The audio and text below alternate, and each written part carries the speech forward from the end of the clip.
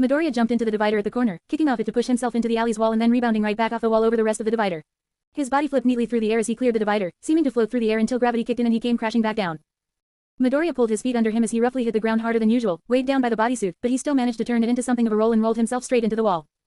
Even after his epic landing, Midoriya managed to peel himself off the wall with a smile on his face and a slightly sore shoulder, but even his previous crashes couldn't slow him down. While his movements had gotten a lot more wild as he tried to fine-tune to the power of the bodysuit was still a suit of armor. The minor bumps and bangs he'd been taking from his own sloppiness wouldn't even be bruises this time tomorrow, acting as encouragement for Midoriya to keep going. The longer Midoriya kept going, the better he got at it. Midoriya pushed off the wall, picking back up his run and breaking out of the alleyway, orientating himself with a quick look around before continuing to run through back streets towards the giant H-shaped building in the distance.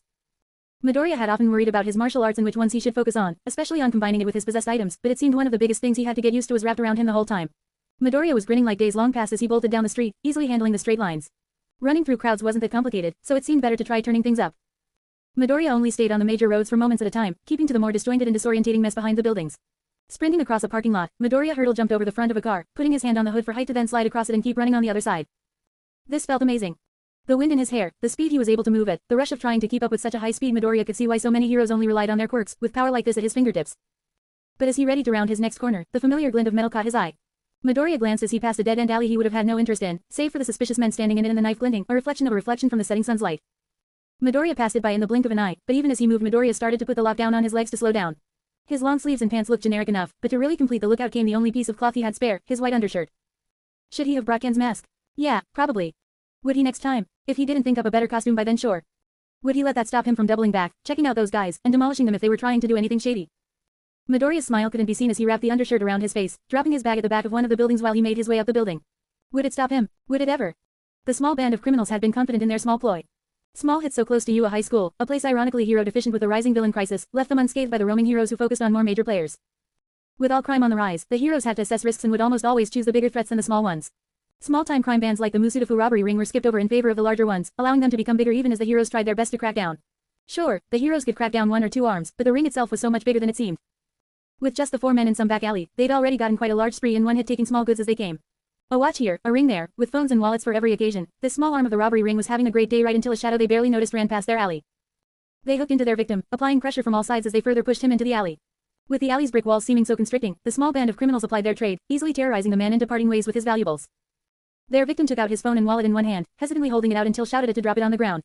6 pairs of eyes were on the valuables as they fell from the man's hand, like the unseen sixth figure who gracefully dived from the second story into the alley to make some noise. The phone and wallet struck the ground simultaneously, bouncing off the asphalt like the fourth criminal's body as a slim figure crashed into him from on high. Both barely made a sound, the man's eyes struggling to focus at the small figure that landed on him, using his larger frame to safely land before flipping to his feet. Phone and wallet hung for a moment in the air after bouncing, just as the intruding figure did. Flipping off his back, the figure seemed to pause for a moment as he whipped his body about him to place his feet back under him. It was quiet as everything turned, the criminals turning heel to look at the intruder while the intruder spun heels overhead to return to his feet.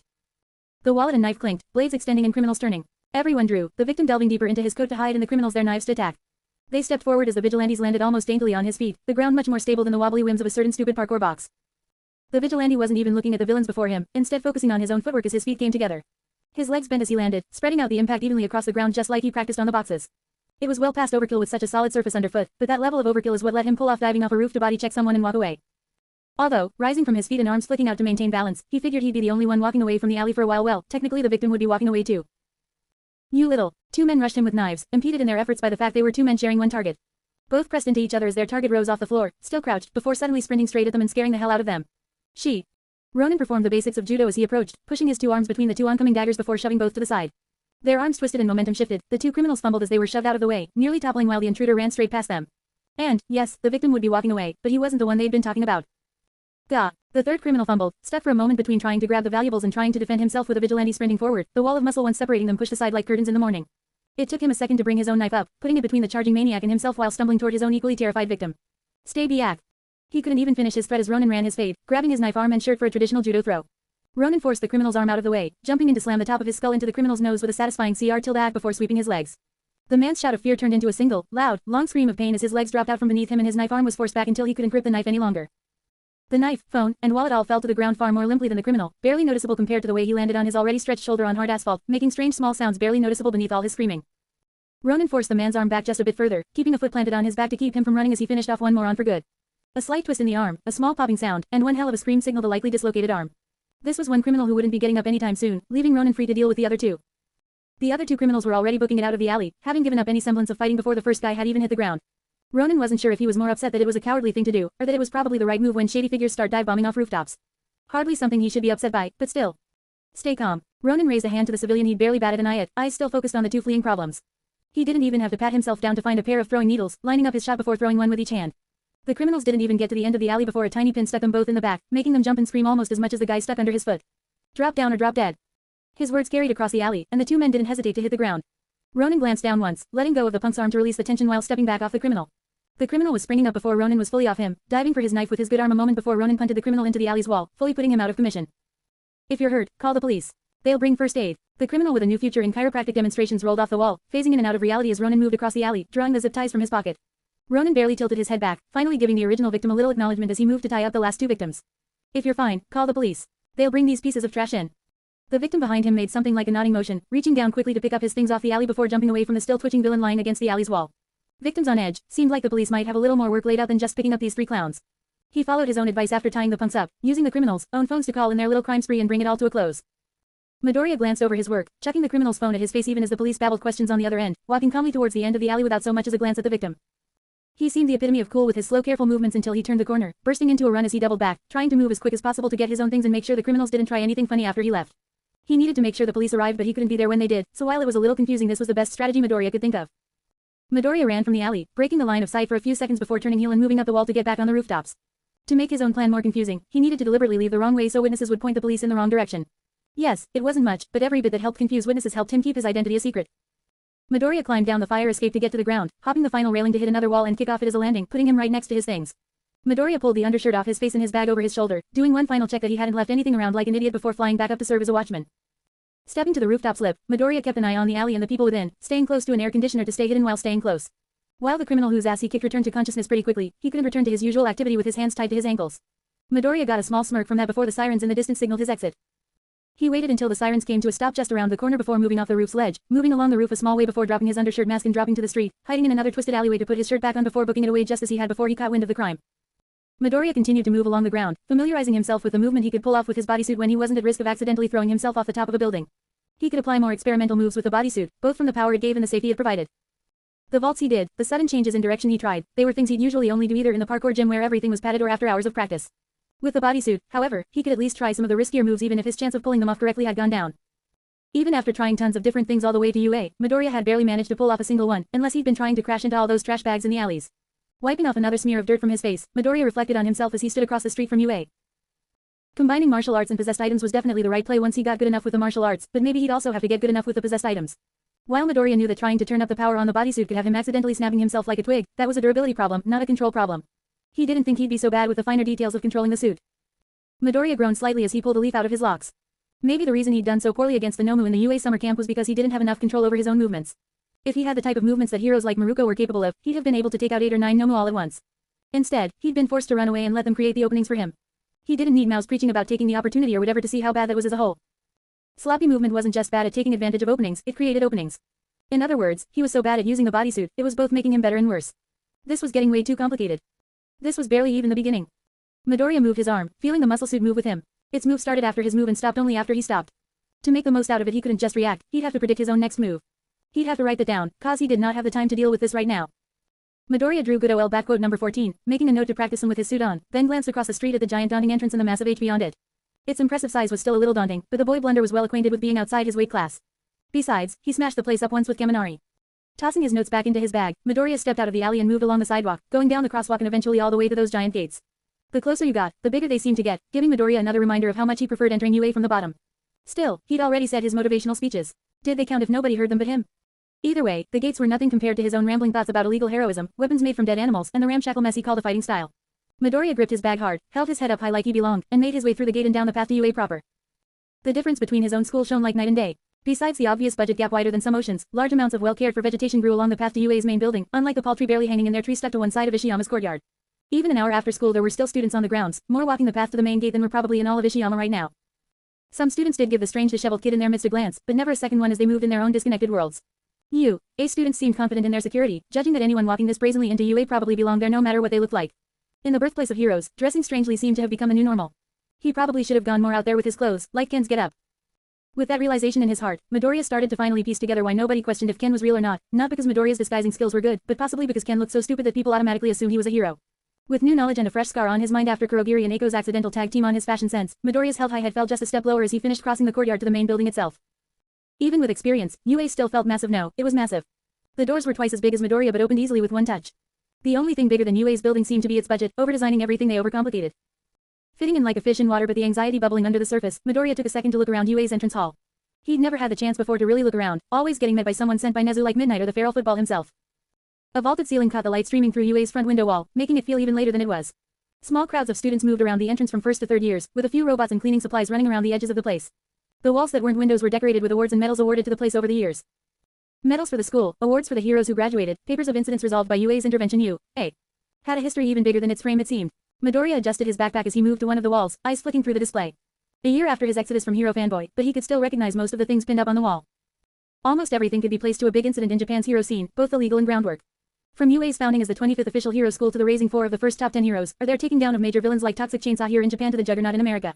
Unsurprisingly, there wasn't anything here about things like the USJ or their little summer camp, even in the most recent section. Midoriya was taken aback as he reached the most recent section, a newly set up display. Some of the older bits were a little cramped because of it, sitting on the far end. Prints of photos, news articles, some medals, and even a screen displaying looping footage taken from the Kamino Ward of Yokohama, the remnants and wreckage from the villain attack of the century. A battle of generations that most didn't know about that Midoriya barely knew about the fight between All Might and All for One, Hell Knight. Hell Knight wasn't a very descriptive name, but it still described the night pretty well. Midoriya hadn't done much research into what happened that night before he woke up, how the Nomu had been unleashed on the city, how the heroes responded, or how many civilians died while he was lying in a bed helpless. He barely even knew what happened afterward himself. By the time he'd woke up, almost all interesting bits had blown past, leaving only the city's efforts to clean up physically and mentally. He lingered around the projected reports in the display. While they were positive and in favor of UA, they couldn't hide how much of a tragedy that one night had been. Major devastation with many streets ripped to pieces still being worked on to this day, buildings collapsing from the Nomu's rampage, and thousands dead. The heroes had made a valiant effort in the face of a catastrophe. He wouldn't knock their efforts, but if they could have done more. The heroes had put up a valiant effort against the Nomu, doing their best to contain them, but most heroes could not match his destructive prowess. Even if they were stronger than him, even if they could tear those Nomu apart, they hadn't been trying to. They were trying to hold back the monsters to keep the city safe, not to kill the monsters like he had. If they'd been better trained, it would have been different. Revenant's grip on his backpack tightened as he stared at a report of heroes rescuing people from a collapsed building, the favorable photography unable to hide the destruction around them. If those heroes had his fighting instinct, if they had just his bloodlust alone, how many monsters could they have killed? How many would still be alive today, if the monsters that cut them down had been cut instead? He shifted his backpack, feeling the weight on his decisions as a blocky object shifted into his shoulder blade, Hero Notebook number 15. Even as he shifted the annoying poke away, he was hyper-aware of the weight that book carried. With that book, with his notes and techniques, maybe he could train a few more heroes to be better. Maybe, if he was willing to go for it. It could have been a lot worse. A small voice chirped up from beside Midoriya, stirring him but unable to pull him from the display like the people inside the picture. If the mastermind hadn't been taken down so quickly, his attention remaining intact and his plans coming to fruition, there might not be a Kamino Ward today let alone Yokohama. An entire city turned to a graveyard. Midoriya chewed on his thoughts for a second, thinking of going along with the attitude before realizing going against the grain was more his thing. Besides, he wouldn't get anywhere by hiding his problems. It should have been a lot better. The mastermind escaped, the city was destroyed, and people did die. They did. Nezu stood as tall as he could beside Midoriya, both in quiet contemplation of the work before them. Midoriya could only see UA's principal out of the corner of his eye, but he could still see the still smile stuck to the principal's face that never moved. We try our best, but we can't change the past. We can only prepare for the future, and train for darker days. Darker days. Midoriya had heard something of Hell Knight. All for One had given a speech while he was clinging to a metro to sneak into Kamino as Nomu tore it apart. He'd said many things. Promises of power to unknown figures. The approaching end to the age of heroism. And, worst of all for Japan, his return. He hadn't said when, he hadn't said where, but All for One had said he would return. He promised he would. As someone who almost literally tried to stab All for One in the back, Midoriya wasn't looking forward to it even if he wouldn't run from it. That's why I'm here, I think. Midoriya turned from the glass case to look at Principal Nezu head on, the somberness still reflected in his face. I need to do my best to help, and I think you can help me help you. I'd like to review your files on Exam F and go over a few ideas with you. Nezu did a double take as Midoriya stared into him, his own small beady eyes matching Midoriya's emerald pits. It was a little scary how intense a boy could get at times, scary but enticing. You're asking me for help? Nezu glanced up in surprise, his confusion almost matching Midoriya's slightly visible confusion with himself. The young man's eyes drifted to the side for one final time as he pushed the thought in his head before moving forward and locking onto Nezu again. Yes. Well, Nezu bobbed his head, starting as a nod and just trailing off as he too chewed over this latest development, a small twinkle forming in his eye. I do like making sure my students succeed. I think Sunti would help us with our big work, if you'd follow me. Nezu continued to speak as the pair moved into the school, both missing the small scene they had created as several UA students looked at the odd couple in confusion for answers they wouldn't get. Still, their idle wonders wouldn't matter, especially not in the face of the big plan Midoriya was setting up. Maybe the heroes of the past couldn't do more, but if he pushed himself far enough, then perhaps the heroes of the future could. Chapter End Notes. Yo, sorry this took so long, all my free time got nuked. Nah that. We got fights. I almost made the mistake of skipping a fight over, something the old me would have never done. Shame on me and shows my skills are getting rusty, I think. I don't really know what it means, but I do like writing fight scenes and I don't want them to get boring. We got callbacks. Midoriya doesn't really live near Kamino, the city OFA and AFO fought in, so I can't do the usual callback of talking about running through the city and finding large portions of it still being repaired, but I've wanted to tackle it among many things and going to UA felt right. We're already going a little slower, so it seemed a good time to set some things up between the universe's punching bag and its smallest yet biggest troll. There's other stuff I want to talk about, but we both read the chapter and I'm hitting the no-sleep phase where I'm running on fumes. As usual, wanted to give my homie Ebony Bird of Doom a shout out for editing my mess and making me rethink a few of my word choices, Nezu for being such a fun prick to write, and y'all for reading this. Adios amigos. Chapter 215, The Office in UA. Chapter Summary. Midoriya and Nezu try to set aside their own personalities to work together for the greater good. Still goes better than Midoriya and Mao's first Team UP. Chapter Notes. See the end of the chapter for notes.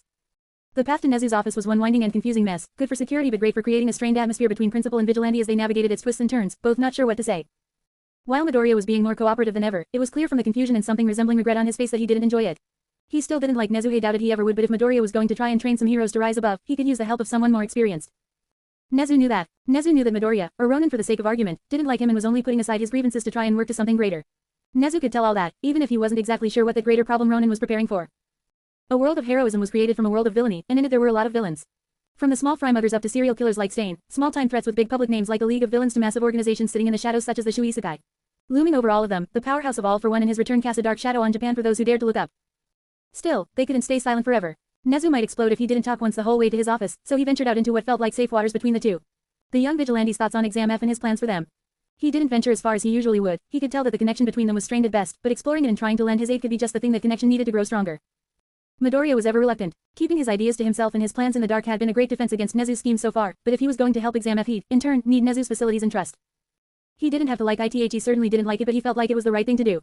So, even with teeth grit, Midoriya opened up while Nezu kept his curiosity in check, both acting against their own natures today to try and make a better tomorrow. Continue where you left off.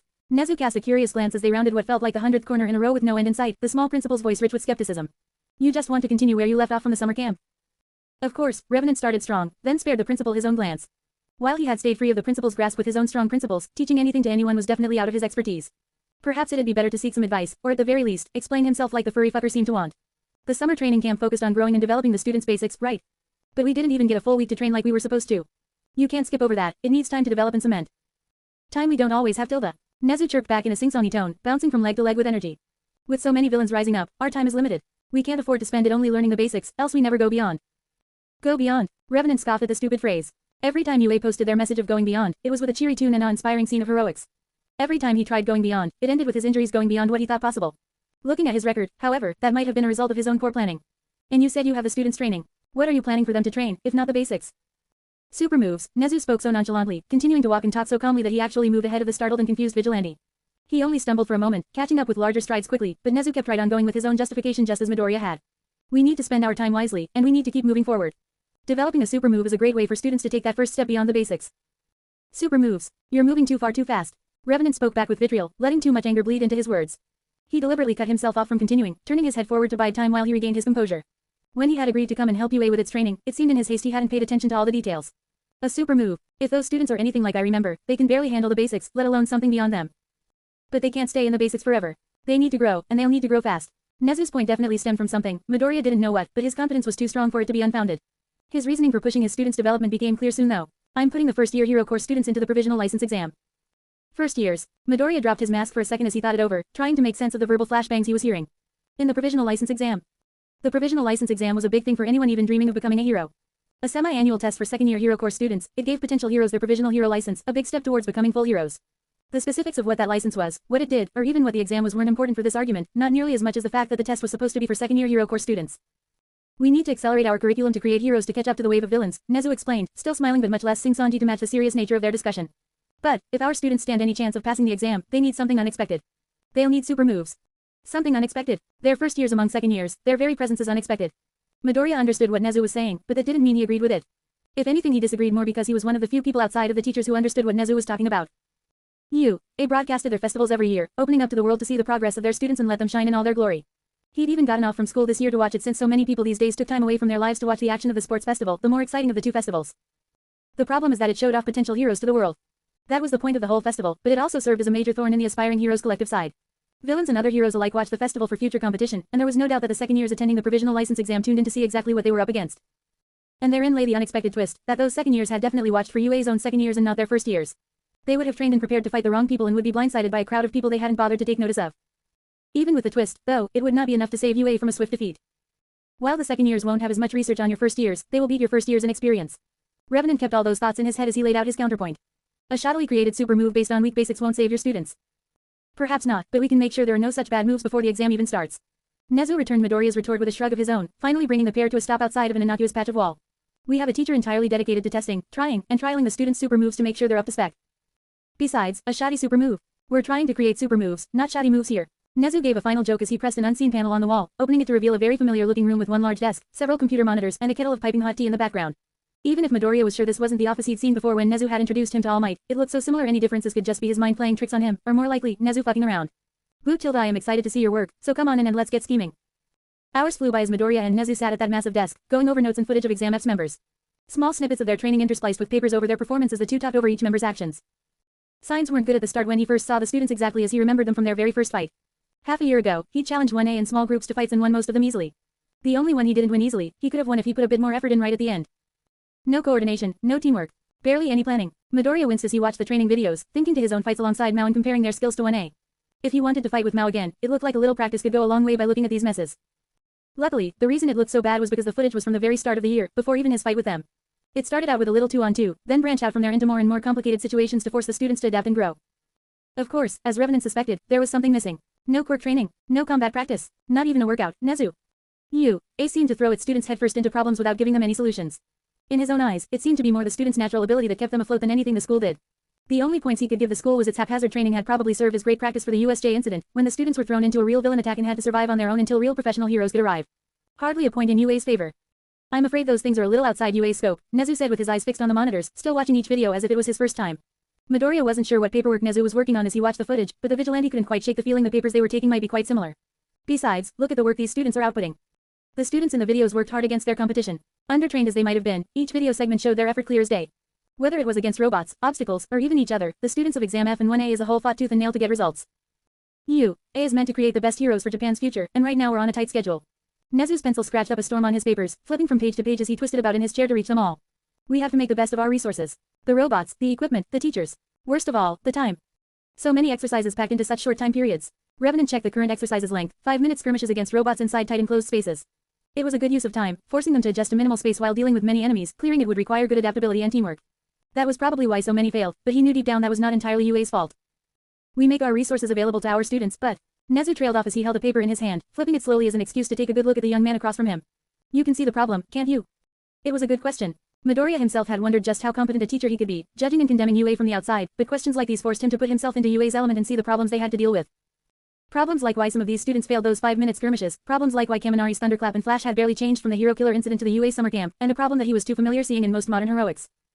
Quote. They're not training on their own. It felt like giving ground to the rodent, but the problem was clear to the someone who did almost nothing but train. Most of 1A weren't putting in time to train on their own. The students were using the time in class to work, taking on the challenges UA threw at them as they came up, but never preparing before the challenge arose. He could see it on his own. Revenant could see that their fighting styles never improved from training exercise to exercise, that all their innovation was done in the heat of the moment.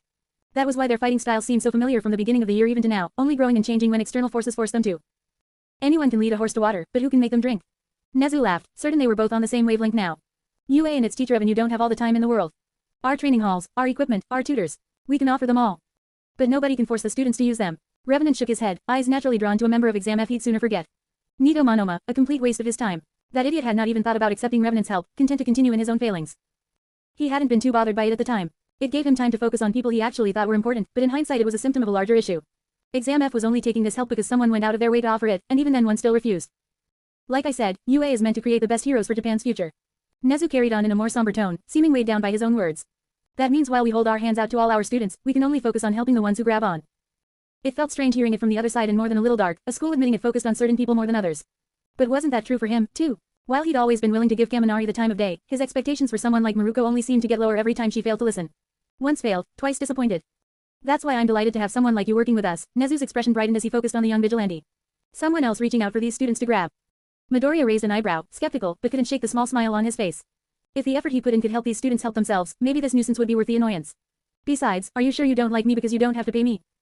Hey, just a few signatures and you could have your very first paycheck. Nezu didn't miss a beat as he sprung back, bringing up the old topic with new fervor. We handle educating you, you handle educating the students tilde. Before even finishing high school. Nezu definitely got a rise out of him that time, his smile turning into a small laugh. If I'm your best choice for a teacher, I think we're all a little deeper in than we thought. Hey, could you play that last video of Kirishima and Mina's training again? I want to see their movements into a fight. Midoriya moved away from the topic and returned to his work, his own pencil making tracks fast upon its papers while Nezu worked the computer, mumbling to himself so softly even Midoriya couldn't hear. Oh, you have no idea how deep it gets. In the end, Midoriya stayed UA late into the night. Nezu had taken several calls and even 2 video meetings with Midoriya sitting just across from him, unsure how illegal it was for him to hear UA's internal affairs like that. That was more UA's business though, and what really mattered was the work he put in for exam F. Nezu flipped through some of the papers, reading Midoriya's work. He nodded as he digested it, understanding even if he didn't fully agree. So you're still focusing on the basics. That's what I believe will help the most, Midoriya admitted his thoughts with a shrug. The basics versus the advanced was the one point they couldn't come to agree on this entire meeting, but maybe they didn't have to agree. Even if one was right and one was wrong, the upcoming provisional license exam would prove which was which. Besides, you want them to create super moves. I don't think there's anything I'm worse at teaching than how to make super moves. I do feel you there. Nezu got a good laugh there. Nezu's own quirk, super intelligence, was amazing in its simplicity and usefulness, but it seemed even super intelligence wasn't enough to think up a super move for being super smart. Besides, while Nezu was the principal of a top-ranked hero school, even Midoriya's ex-fanboy knowledge wasn't enough to know if Nezu was an actual professional hero. Will you be needing help getting home this late? We have a car that could drop you off. Now it was Midoriya's turn for a laugh, tapping his papers against the desk to straighten them out before shoving them into the mess that was his backpack. Help, cause it's dark out. Somehow I think we'll be fine. If I can figure out how to get out of this maze. I'll call someone to lead you out. Nezu waved Midoriya's worries away, returning his various monitors to their positions orbiting his desk with a yardstick. Are you sure there's nothing else you wanted to ask about? Anything I could help you with at all, Tilda? A check of a mental list, then a double check. He had gotten to study each of Exam F's members, he knew the facilities he'd be using, and he knew what time he was going to start and end. Was there anything else that he would need? I don't think so, no. Not even an update about a certain. Nezu drew it out, fiercely wiggling the eyebrows he didn't have at Midoriya. Helmet Tilda. Helmda. Midoriya nearly dropped his bag as he facepalmed, then ran his hand through his hair. With so much focus on Exam F, he'd completely forgotten Nezu's end of the bargain. Nezu would get some help teaching Exam F how to fight, and what was Midoriya supposed to get? You really forgot. Nezu laughed harder, tiny fist pounding his desk. You really forgot. Ha. Midoriya pushed his chair back, standing and shaking his head at Nezu's display. If UA made it, I'm sure my helmet will turn out fine. As long as you don't add anything unnecessary, right? Revenant's glare lacked its usual edge, staring at the squirming furry fucker, who probably was going to shove as much unnecessary shit in the helmet as he could. While Revenant wanted a simple helmet for easy maintenance and use, as to the very end he still wasn't sure all the functions of his last helmet, he had no doubts that wasn't what he'd be getting. Sure, sewer Tilda. Nezu tried to wave away his worries, but Midoriya wasn't buying it. The fluffy football bounced from his chair to his desktop, drawing the remote from a back pocket and pointing it at the door out with gusto. One click of an overly large red button and the door swung open neatly for Midoriya's exit stage right. Remember to come a little early to pick it up. Or stay a little late, doesn't matter to me. I'll be early. Midoriya made a mental note he'd be going straight from school to school if he wanted to get the rundown on how this helmet actually worked. First, of course, he'd need to put on his disguise though, so he might just duck out of class before lunch. Then I'll be seeing you next week. Don't get in too big of fights. Nezu waved him off as enthusiastically as he did everything, paying no mind to the nonsense that came out of his own mouth. But if you do, take some pictures. Midoriya returned Nezu's wave with a touch less energy, adjusting the strap on his backpack as he headed out into the halls. With all his plans laid out, the only thing left to do was to see how they all went up in smoke this time. Midoriya only waited a few minutes in UA's halls for someone to come rescue him from this spaghetti school. While his discussion be realistic arguing with Nezu was a lot better than usual, he still couldn't quite get along with the rat. He had some good memories of this place, but after debating and studying in a small room with UA's principal for hours he couldn't wait to be free. Checking his phone, Midoriya saw that he had a few missed calls racked up while he was in the office. He hadn't noticed it at the time, but Nezu's office was a hidden room inside a wall deep within one of UA's towers. Stopping a few phone calls would be child's play compared to even the simplest thing in that office. The calls he missed had been from his mom, of course. Mao would not call him unless something really wild had come up, Eiko had no reason to, and Kurogiri would only call if All for One told him to. Still, he was surprised his mom called, he had told her he'd be out late. Had something bad happened? He didn't notice his own nervousness as he selected call back. Pushing down the buzz in his body as he placed the phone next to his ear. It rang once, twice, and then, oh, hey there Izuku. Is everything alright? Getting straight to business, Midoriya paced down the hall, doing something anything to get the anxious energy out of his body. His free hand grabbed the strap of his backpack, pulling it taut and making the weapons within clink against one another. I saw that I missed 2 calls from you. Well, you did say you'd be out late, but I wanted to make sure everything was alright with you. In a few words, the creeping dread and most of his rigidity seemed to leave his body, let go with the breath Midoriya wasn't even aware he was holding in. Guess great minds think alike Tilda. Click, click, click, click. Guess so mom, guess so. Midoriya leaned against the wall, scratching the back of his head while laughing to himself. Seriously, thinking something bad had happened, what were the no, he'd better not think about that. Something always went wrong when he did. Sorry, the reception was a lot worse than I thought but I'm all done now. I'm on my way home right now. It's a little late, but I've still got some dinner warm for you on the stove. As worried as Midoriya had been, the smile in his mother's voice made those nerves a memory as he grew a little more comfortable. Any chance I could hear about this special work you've been doing? Just some schoolwork, Midoriya fibbed, lying as easily as he breathed. I'm gonna be doing it next week, but it shouldn't be as crazy as today. I'll be home by the normal time and actually, I'll probably tell you all the details when I get home. That's probably for the best, it sounds pre-TTY complicated. His mother's tone was jovial as their call wrapped up. Hopefully, he had eased any worries she had like she'd done for him. He'd make sure she could stay at ease once he got home. You better stay safe, you hear? I know I told you not to gossip, but that school's in a pretty shady part of town. While Ishiyama definitely was a shady part of town, it had nothing on the shadiness of UA's principal alone, let alone the school itself. I think that's going to be pretty easy. See you soon, Mom. I better. Love you, Izuku. Izuku just sat on that for a second, his once scrunched face breaking into a smile. Yeah, I love you too, Mom. Bye. Midoriya ended the call, and then pulled his phone away to check the time. Just past 9. If someone didn't come get him in a minute, he'd probably just look for the fire escape and make his escape that way. It could not be harder than parkouring on the rusty fire escapes in the city, or even close to the time a fire escape broke under him. Ahem tilde. Midoriya spun on his heel, taking a defensive stance to see where the noise came from and finally noticing that he wasn't alone in the hall anymore. Standing a small ways off, a woman in a tidy business suit smiled through her glasses at him, giving him a small yet playful wave hello. I didn't want to interrupt, but I'm here to see you out. Ayes, thank you. Midoriya pulled himself together, giving the woman a small bow. He didn't immediately recognize her, but by taking a step back in a few seconds to think he was pretty sure this was the R-rated heroine, Midnight. More surprising was that he hadn't noticed someone approaching, and Midnight of all people. It was even clearer he should avoid phone calls until he was sure he was safe. You are Midnight, right? Oh, you recognize me. As they made their leave, Midnight struck a pose, flamboyantly flipping her hair as she sauntered down the hall ahead of him. You know, I think I recognize you from somewhere too. What year are you? I'm not from UA, miss. Midoriya recollected himself pretty quickly, unfazed by the professional heroine's theatrics. It might have helped that he was pretty sure they had this conversation the last time he'd come to UA, but professional heroes met a lot of people. How was she supposed to remember some guy she'd met a month ago? I was just here to meet with the principal. Ah, I see, I see. Midnight nodded as they began to navigate some of the more confusing twists and turns of UA's hall, then snapped her attention back to him as she really thought about it. Wait, no, I don't. You don't go to UA, but you met with the principal. We've met before, haven't we? Once or twice. Seemed she did remember some of it. Color him surprised, Revenant only remembered that day because of how stressful it had been. If he had met her somewhere else, he had little doubt he would not have remembered it. But it was a while ago. 3, maybe 4 weeks ago. You were Nezu's guest, yeah. Midnight worked it all out in her head, smiling a little wider now. And now you're back here again. Guess we got to see each other again after all. Guess so, Midoriya responded with some idle words, not really interested but still trying to put on his best smile. While he didn't really have beef with Midnight, the R-rated heroine, it went without saying that she wasn't really his type of hero just by her title alone. He was surprised she was even here this late, on a weekend, but then again, he was surprised anyone would be at a school this close to the weekend. Sure is something else. Don't make it sound too positive, darling. Midnight let a few of her real thoughts slip through as her confident posture slipped, showing just how tired she really was. I might not know what the principal's got you going through, but some days, it feels like his teachers are the ones running through a maze. With all that furball's plans, I'm sure it's more than a feeling. Midoriya wondered almost every time he saw Nezu just how many plans that fluffy football cooked up, roping everything and everyone into them. He could chuckle in hindsight at all the stuff he'd done with Nezu even if in the moment it had been a massive pain in the ass, but time and distance made him appreciate how well it had gone instead of how bad it could have gone. Oh, have you been roped into a few too? Midnight caught Midoriya's tone before he even realized what he was saying, making the young boy freeze up for a second. Whoops. What school are you from? Ketsubutsu. Isamu. With your attire. Maybe even Shiketsu tilde. Is that principal planning something funny for the provisional license exam? Isn't he always planning something? Midoriya tried to laugh it off, but the glint in Midnight's eyes made him feel that she wanted a little more than banter. Besides that, the 3 schools she listed were all relatively well known in the local area. While they were no UA, all 3 were great harrowing schools that helped produce some powerful professional heroes and were places Midoriya planned to apply to once, but that was another life. I don't go a hero school, Miss Midnight. I'm not even in a heroics course. He wondered if that was the right thing to say even as the words left his mouth. Midnight raised an eyebrow, exactly like he thought she would. He could practically hear the thoughts in her head before she even vocalized them. You're not, but you still came to UA. Well, how mysterious. Then what exactly are you here for? Midoriya groaned, cursing his straight answer. That had definitely been a little too straightforward, he'd have to ease back into the half-truths. While it was true that Izuku Midoriya the law-abiding citizen had no connection to heroism as a good cover, it made no sense why he'd be inside a harrowing school talking to its principal so late at night. He definitely should have worn the Ken outfit, but if he couldn't undo his mistakes, he'd just throw the blame onto someone else.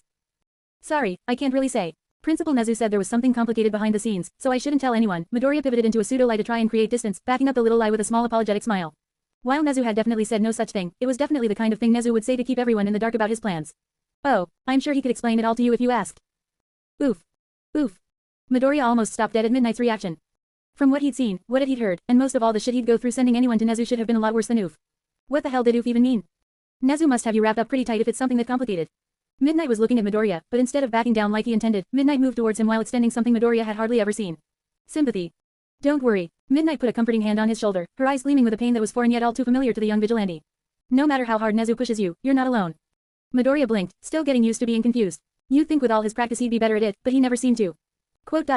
What? That principal has no principles. Midnight fumed as she guided Midoriya through the halls, moving with more purpose than she had while she'd been questioning him as if a fire was lit inside her. This was, technically, another very important thing he had never questioned. While as Ronin he had an adverse relationship with Nezu most of the time, he did not like Nezu's personality beyond a professional level. He never had the chance to really see what anyone else thought of the furry fucker, though.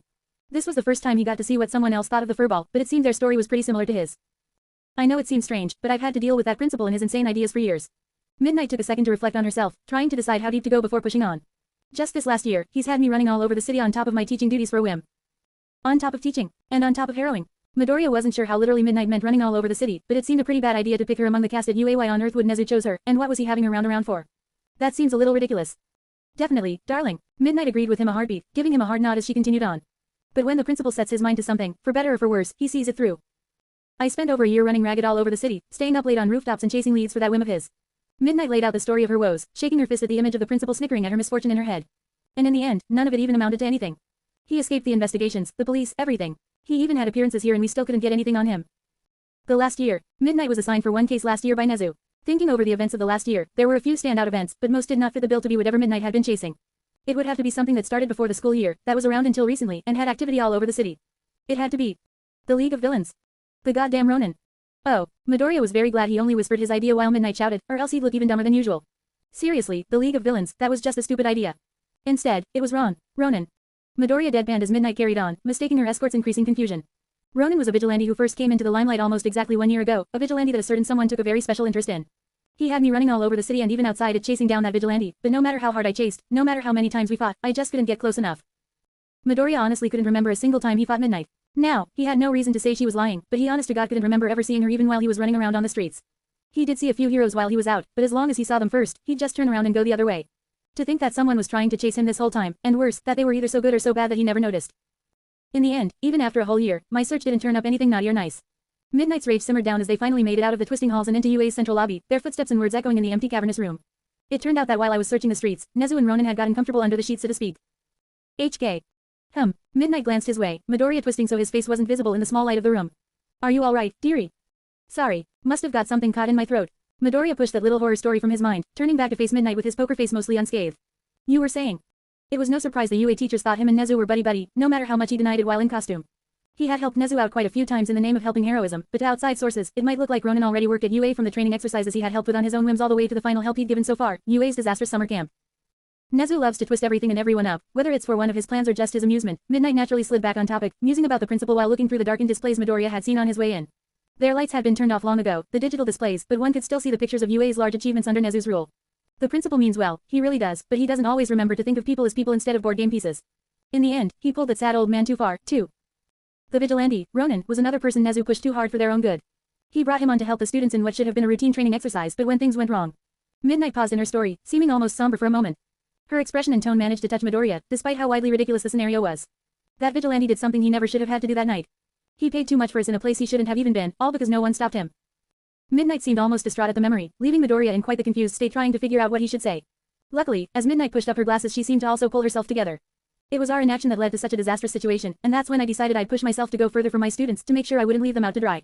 That's why I couldn't just leave a little cutie like you out to dry with me Noel backquote Mr. Nezu.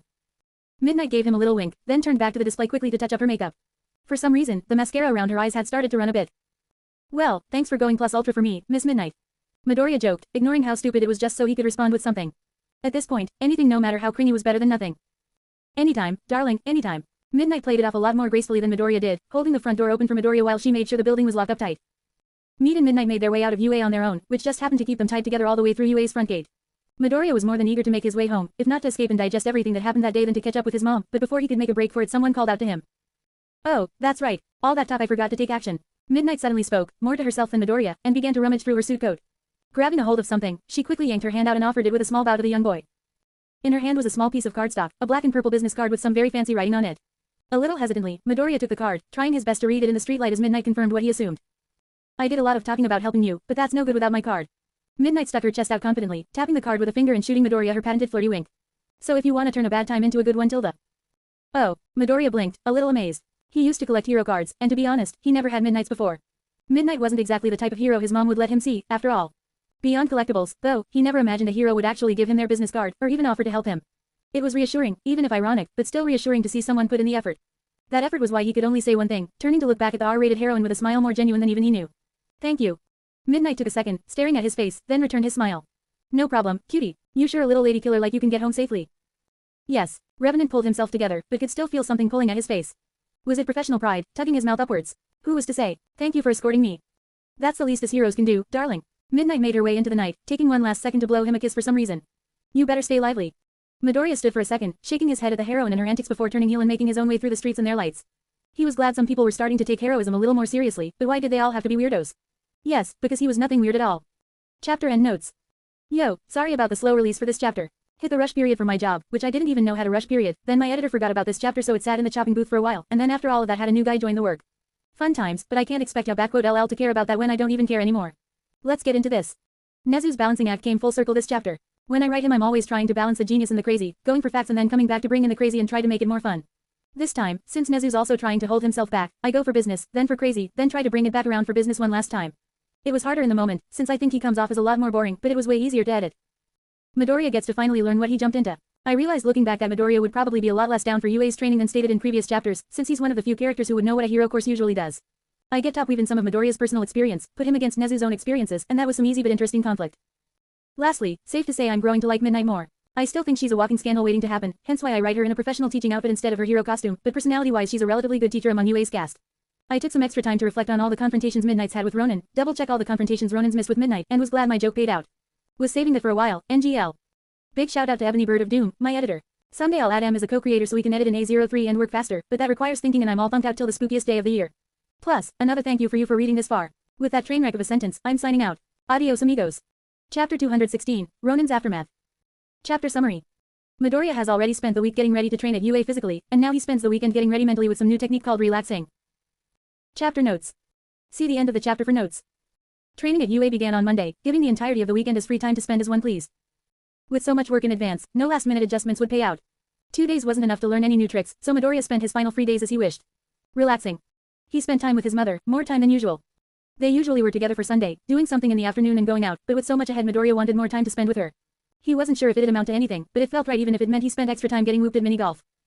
Despite losing left and right no matter how many handicaps his mom gave him, it was fun. Doubly fun on Sunday when he decided to try something extra unusual for himself. He spent some time with Mao off the streets, an unusual spectacle for him. One small talk on Saturday, barely even an exchange of greetings, but it had been nice. He had headed to Mao's home, catching the main man working on his motorcycle, and the two took a quiet moment just to talk. They didn't talk quietly, or at least, they didn't talk of quiet things. Midoriya wasn't sure they even could, instead going into their usual topics. The word on the street, the heroes, and of course the fights. Midoriya was almost amazed just how in-depth they could get about fights, planning out the next place they'd go to when they worked together. The location, the entrance, the fight, the escape, all things he'd intuitively done on his own now needed to be planned between two people, shared and analyzed before they could be put into action. Compared to planning training though, this was like a new wind had blown into his sails. Far from complaining about all this planning, Midoriya loved it, scratching an analysis itch he hadn't touched since his days as a hero fanboy. Even as they parted ways, he knew he wanted to know more about their next target, so he could feel a stakeout calling to him like a siren, pulling him into case the joint just one more time. Still, that little visit wasn't the last time he'd see Mao that weekend. Finally, on a complete whim, he spent a little time with Eiko. It had been completely unplanned. It started Saturday, with him talking to Mao in their garage, right after they wrapped up talking about the next hit. Eiko had come in a step before Midoriya had made his exit, surprised to see him, so Midoriya turned heel and pretended he just arrived to see her. The pair went back in, having their own short little talk with an annoying massive fly buzzing around back with an even more annoying smile stuck to his face. Midoriya genuinely had no idea what to do, so instead of making something up for once, he tried turning something he already planned around. That was why, come Sunday afternoon, Midoriya was getting dunked on by not just his own mom, but by Eiko and Mao too at mini-golf. While Midoriya's mom was in a league of her own, Eiko was pretty good as long as she kept calm and controlled her strength. Inko and Eiko spent a large share of the time just talking to each other at the end of the holes, slowly growing closer while Midoriya and Mao partook in a whole new battle. The battle to stay out of last place was fierce, a new kind of fight that neither Mao or Midoriya wanted to lose. No, in front of their family, couldn't afford to lose. Mao had too much power, but pretty good precision. While he could always get the ball moving in the direction he wanted, getting the right distance was another story.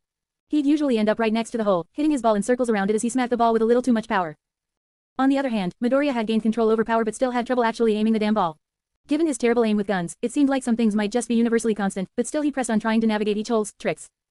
He always had the slowest start, but by the time he got close to the hole he could get into a decent rhythm and could start applying the pressure to Mao. As long as he gave Mao enough time to start fucking up and get agitated, he could pull ahead. Come the end, while Midoriya had taken the longest, Mao had taken the most hits. They might have said they were going to play for fun and weren't keeping track of just how many hits it took, but Midoriya and Mao damn well did just to rub it in each other's face like the mature criminals they were. The Midoriyas and the Voorheeses parted ways there, one going to their usual bar and grill while the other went to their usual chicken place. Wrapping it all up with a quiet meal, Izuku and Inko talked about their day, and marveled at Izuku's friends. This was the first time Inko had a real chance to interact with Eiko, and Izuku tried his best to make sure it was a good one when he wasn't trying his hardest to make sure Mao ate shit at mini-golf. The familiar atmosphere was pleasant as always, a calming backdrop while the two got past the day and into the future. Inko's job was going well. She worked as a data entry clerk, staying at home and organizing information for a company while staying at home. Izuku's schooling looked good, or as good as Ishiyama could look. While Izuku wasn't really worried about his future as long as he could find time to be a vigilante, and Ishiyama graduation wasn't exactly a glowing recommendation unless he was applying for a gang. Hasashi, Izuku's father, had just been moved around in the American branch so he'd have to reorganize his time off before he could come see them. Izuku didn't think much of his father. That wasn't to say he thought little of the man, he just literally didn't think about his father very often. He knew the roof they had over their head and the food they ate mostly came from him, but he didn't have many memories past the age of 4 of his father. He'd been one of the only people in his life supportive of Izuku when the doctors discovered he didn't have a quirk, but that didn't change how little time they spent together, especially when his father got his job in America. His father was supposed to spend a week with them last week, but because of that promotion it had been pushed aside. Still, it sounded like he'd get an extra week to spend with them because of the inconvenience, so that was nice. Put a little extra warmth in Izuku's chest, or maybe that was the Katsudon. His father did call once a week, but Izuku had slowly slipped out of contact. Just a year ago he'd barely been speaking with his mom past formalities, it was no wonder he couldn't keep in touch with the man barely there to begin with. Maybe he should. No, he would try to connect again with his old man the next time they met. Packing up their leftovers, Midoriya made his best effort not to drop his things as they walked by the bar and a certain rabbit heroine who was currently ragging on the bartender. Inko laughed at Izuku's fumble, both brushing it off with a laugh before hitting the streets turned neon by the coming night and headed homeward, to their places of comfort. It was a busy Sunday, and how much more could you fit into one day? Night rolled in as Ronin adjusted his boots atop his latest perch, standing high over the partially ruined and mostly abandoned section of town. He gave the rooftop a few taps as he made sure his foot was deep into the boot, realigning his belts and straps before moving to the edge. A large scar ran through the district along one of what had been its main road, an entire street torn up with the buildings alongside it blown back by one large attack. His attack. The city had made no effort to repair the damage, barely acknowledging it as damage from a fight between a new villainous organization and some heroes. Most of the details had never been released. How many heroes had been involved, how few villains, and how far the damage had really gone while he'd taken his toll on the road, his actions that night had hardly put a dent in the face of professional heroism. Revenant wondered if there were others like him. Other villains, powers that the government refused to acknowledge. He knew that the government had pretended that All for One wasn't real, but it was hard to tell if that was the villain's influence or affluence. All for One was far more powerful than Revenant could even put into perspective, and the man in the chair had a lot of powerful people on his side. It was likely he had powerful people on the other side too, people who could help him keep things as quiet as he liked. There would be others. There must be others, lurking in the shadows with power beyond what Revenant could dream of doing right now. But if the modern heroes couldn't save one city block, let alone defeat him. RRRRRRVVVV. The hum of an engine silenced his contemplation, Revenant turning to look at the two big gangsters pulling in under his building to meet those Yakuza weaklings. The two pairs moved from vehicle and building to meet in the middle, their guards still raised as they appraised one another. If the heroes of today could barely touch him, then perhaps more was riding on this little training exercise than he would like to admit. He had to make sure he was in top shape, and there was nothing for that like practice. Moving more calmly than he felt, Revenant moved towards the ledge of the building, his boots activating to hook his feet down. Hands clasped the ledge, claws scraping the walls as the quirk embedded into his gauntlets activated. One final motion to draw his mask over his face as the gangsters and Yakuza settled into business, Revenant settling into Ronin before descending gracefully into his place of true relaxation, the fight. The night sky flashed bright as day, a brilliant blue light overtaking the forest training camp. Villains and heroes alike could see the surging light that seemed to dance and envelope the forest, radiating off the nearby mountain like aurora borealis and shimmering high over all. It created a moment of quiet before giving way to an earth-shaking rumbling, pulling into itself and pulling down tons of trees, rocks, and anything else unfortunate enough to be caught in its shimmering field. Although everyone in the camp could see the spectacle of light, no one alive could say what it meant. Not even Kaminari could figure out what coded the dark night sky before it disappeared, falling back to the ground to the low rumbling of its own success, pulling the forest in on itself with hundreds of portals. What it was, whatever it was, could wait. The heroes and teachers first needed to pull themselves together, to take stock and defend against any further attacks. Through Mandalay and her telepathy quirk they gathered their forces, telling everyone still conscious to return to the base camp for roll call. What they couldn't identify, especially what they couldn't identify, still scared most of them however. Kaminari pressed his head against the window, watching the strange flurry of blue lights alongside his classmates. Dude, holy shit, the fuck is that? Everyone, step back, there's no telling where more villains will appear. Vlad King scolded them before stealing a glance himself, unable to hide his bewilderment. Could any of the pros do that? Mina tapped her chin as she voiced her musings, her energy shining through. The students still had a lot of energy, the combination of nerves and the fight brewing pulling the soon-to-be heroes into their element before they were ready. I never figured out what the green-haired one did, ya know. The one with the yellow outfit. Maybe this is her quirk. There was a lot of speculation amongst the students, unable to do anything. They'd been given permission to fight, but with this crop of students almost immediately staying stuck in a building, their nerves were dialed up to 11 and they needed something to get it all out. Vlad was more than eager to let them work off their energy and gossip, possibly the safest way as long as it didn't turn into mass panic, but still tried to steer the students towards the right answers to maintain calm. No, Ragdoll's quirk was to find people in a certain radius. She hasn't been in contact since the start of this mess. Brr, everyone stopped as Mandalay sent another message straight to their minds. The villains have begun to retreat. They said they accomplished their goal, but we don't know what it was still. Everyone, remain on high alert and reunite at the main building. Mandalay's message faded to silence, the room dead quiet for a moment as everyone took in the broadcast before the words and their meaning sunk in. Quote. So, we did it. We won. We're alive. The students' gossip turned to cheers. Most of the students had returned from the woods, leaving only a few heads unaccounted for that no one would think of as a problem. The few missing were such as Katsuki Bakugo, Shoto Todoroki, and the temporary teacher Ken, as a few noticeable examples. Of course they were missing, why would they come back to the safety of the base when there were villains in the woods? The students didn't put much thought into the missing at the moment, happy that it was all over and that they made it out in one piece. To re-establish order and calm the students back down, someone had to step up and take charge, and that was a teacher's job. Stay focused everyone. The villains haven't left yet and there are still people missing. Vlad King reined them back in before glancing out the window, surprised to see that the strange new blue light was gone. Maybe that was a signal to the villains so they'd know when they were done. Hardly matters now. Vlad King refocused on the current issue and faced the students. Alright everyone, line up by class and by number. Leave space for anyone missing right now, we're gonna do a roll call. The last few people trickled into the camp space over 20 minutes, with the students growing calmer and calmer by each person who came through the door. Some were injured, some were unconscious, but all of them had managed to make it back. All of them, that was, until the last student arrived. Shoto Todoroki, alone. The villains took Bakugo. That was the only thing Todoroki said before seeking medical attention himself, and in 4 words the room had become colder than his ice. The triumphant air around the students rose as the teachers became more determined, pulling themselves together now that they realized they didn't make it out of this nightmare cleanly. The teachers reorganized the students, moving to get the students out immediately. With the whole class accounted for, even if not currently present, they would send the hero course back to UA and then on to their homes for their own safety. But, with the news of one student's disappearance, a few of the students began to have questions. But what about Sensei Ken? Kaminari was insistent about asking the pro-heroes where his teacher was before he left, backed by other students. Sensei Ken is. Seeing the students' backquote resolve, Eraserhead had to make some snap decisions, both as a teacher and a hero. He pondered over it for a moment, looking at the already bad scenario and the aspiring heroes before him. It was only a moment's hesitation before he knew what he had to say. He gave a final look to the other heroes gathered in the room, a hard light shining in his eyes as he came into focus. His fellow teacher, Vlad King, looked as determined as they should be. The wild pussycats, unfortunately, were only hanging on by staying in the moment. With 1/4 of their team confirmed missing and no sign of a child, they were only staying in the game by not thinking about anything beyond it. This wouldn't be the last hard time, so he had to be realistic and prepare the students for what they were going into. Ironically enough, Eraserhead had no doubt it was what Sensei Ken would have wanted if he was there, stepping up and speaking up to silence the students. Sensei Ken hasn't made it back yet, so we can only assume the worst. Eraserhead's voice carried over the dining hall they had organized themselves in, first bringing quiet then a cavalcade of whispers as the students tried to speak. He pushed on by reaffirming the plan the heroes had made, passing it on clearly to the students to maintain order. The classes will be returning home tonight. You'll be going back on your buses, so grab your things and get into class formation by the door. Eraserhead gestured towards the dining hall's exterior doors, the ones they'd leave the camp from. You'll be sent back to UA, and from there, back to your homes for your own safety. You have 5 minutes to grab your things. We're not sure if the villains are really gone yet, so stay in pairs and keep moving. Got it. The orders reverberated through space and student, leaving little room for questioning. Quickly the students moved from hall to halls, then to their rooms as the pros swept around them, forming a defensive perimeter in case any villains were spotted with Mandalay and her telepathy quirk in the middle for safety's sake. With Mandalay in the middle, they had a network in case anything tried to move into the base camp, like when something slipped in through the side door and came at the group with a stumbling run. Running through a side door and stumbling into the crowd by complete accident, a small boy came in, smaller and younger than anyone else in the camp. A boy by the age of 5, with his red hat dusty, his knees scuffed, and a torn bandana gripped tightly in his hands. Kota. His body heaving between exhaustion and tears, Kota reunited with the larger group. Mandalay broke formation, running to comfort the bawling boy. It was hard to make out his words, but it was clear he couldn't stay here. The heroes held a small conference among themselves. Originally, the wild pussycats would stay put as the teachers drove the students home, but with Kota accounted for it was the best that he left too. They were deciding whether to wait until the police and heroes arrived and inspected the scene to leave, or if it'd be better to go as soon as possible. On one hand, speed was important after a villain attack, but on the other one teacher was still missing. With Bakugo and Ragdoll confirmed to be captured by the villains, it seemed likely that the hired help called Ken had also been abducted along with the rest. Given that, it seemed like possibly waiting until the police had arrived could be for the best so they could find out what happened to him until a certain small boy spoke up through the tears. Sensei's gone. His first coherent words were harsh, but backed by the dismembered black bandana clutched in his hands. That dirty shred of cloth could have been from anywhere, but the black fabric seemed too similar to the old man called Ken's, and so wet with blood it stained Kota's hands.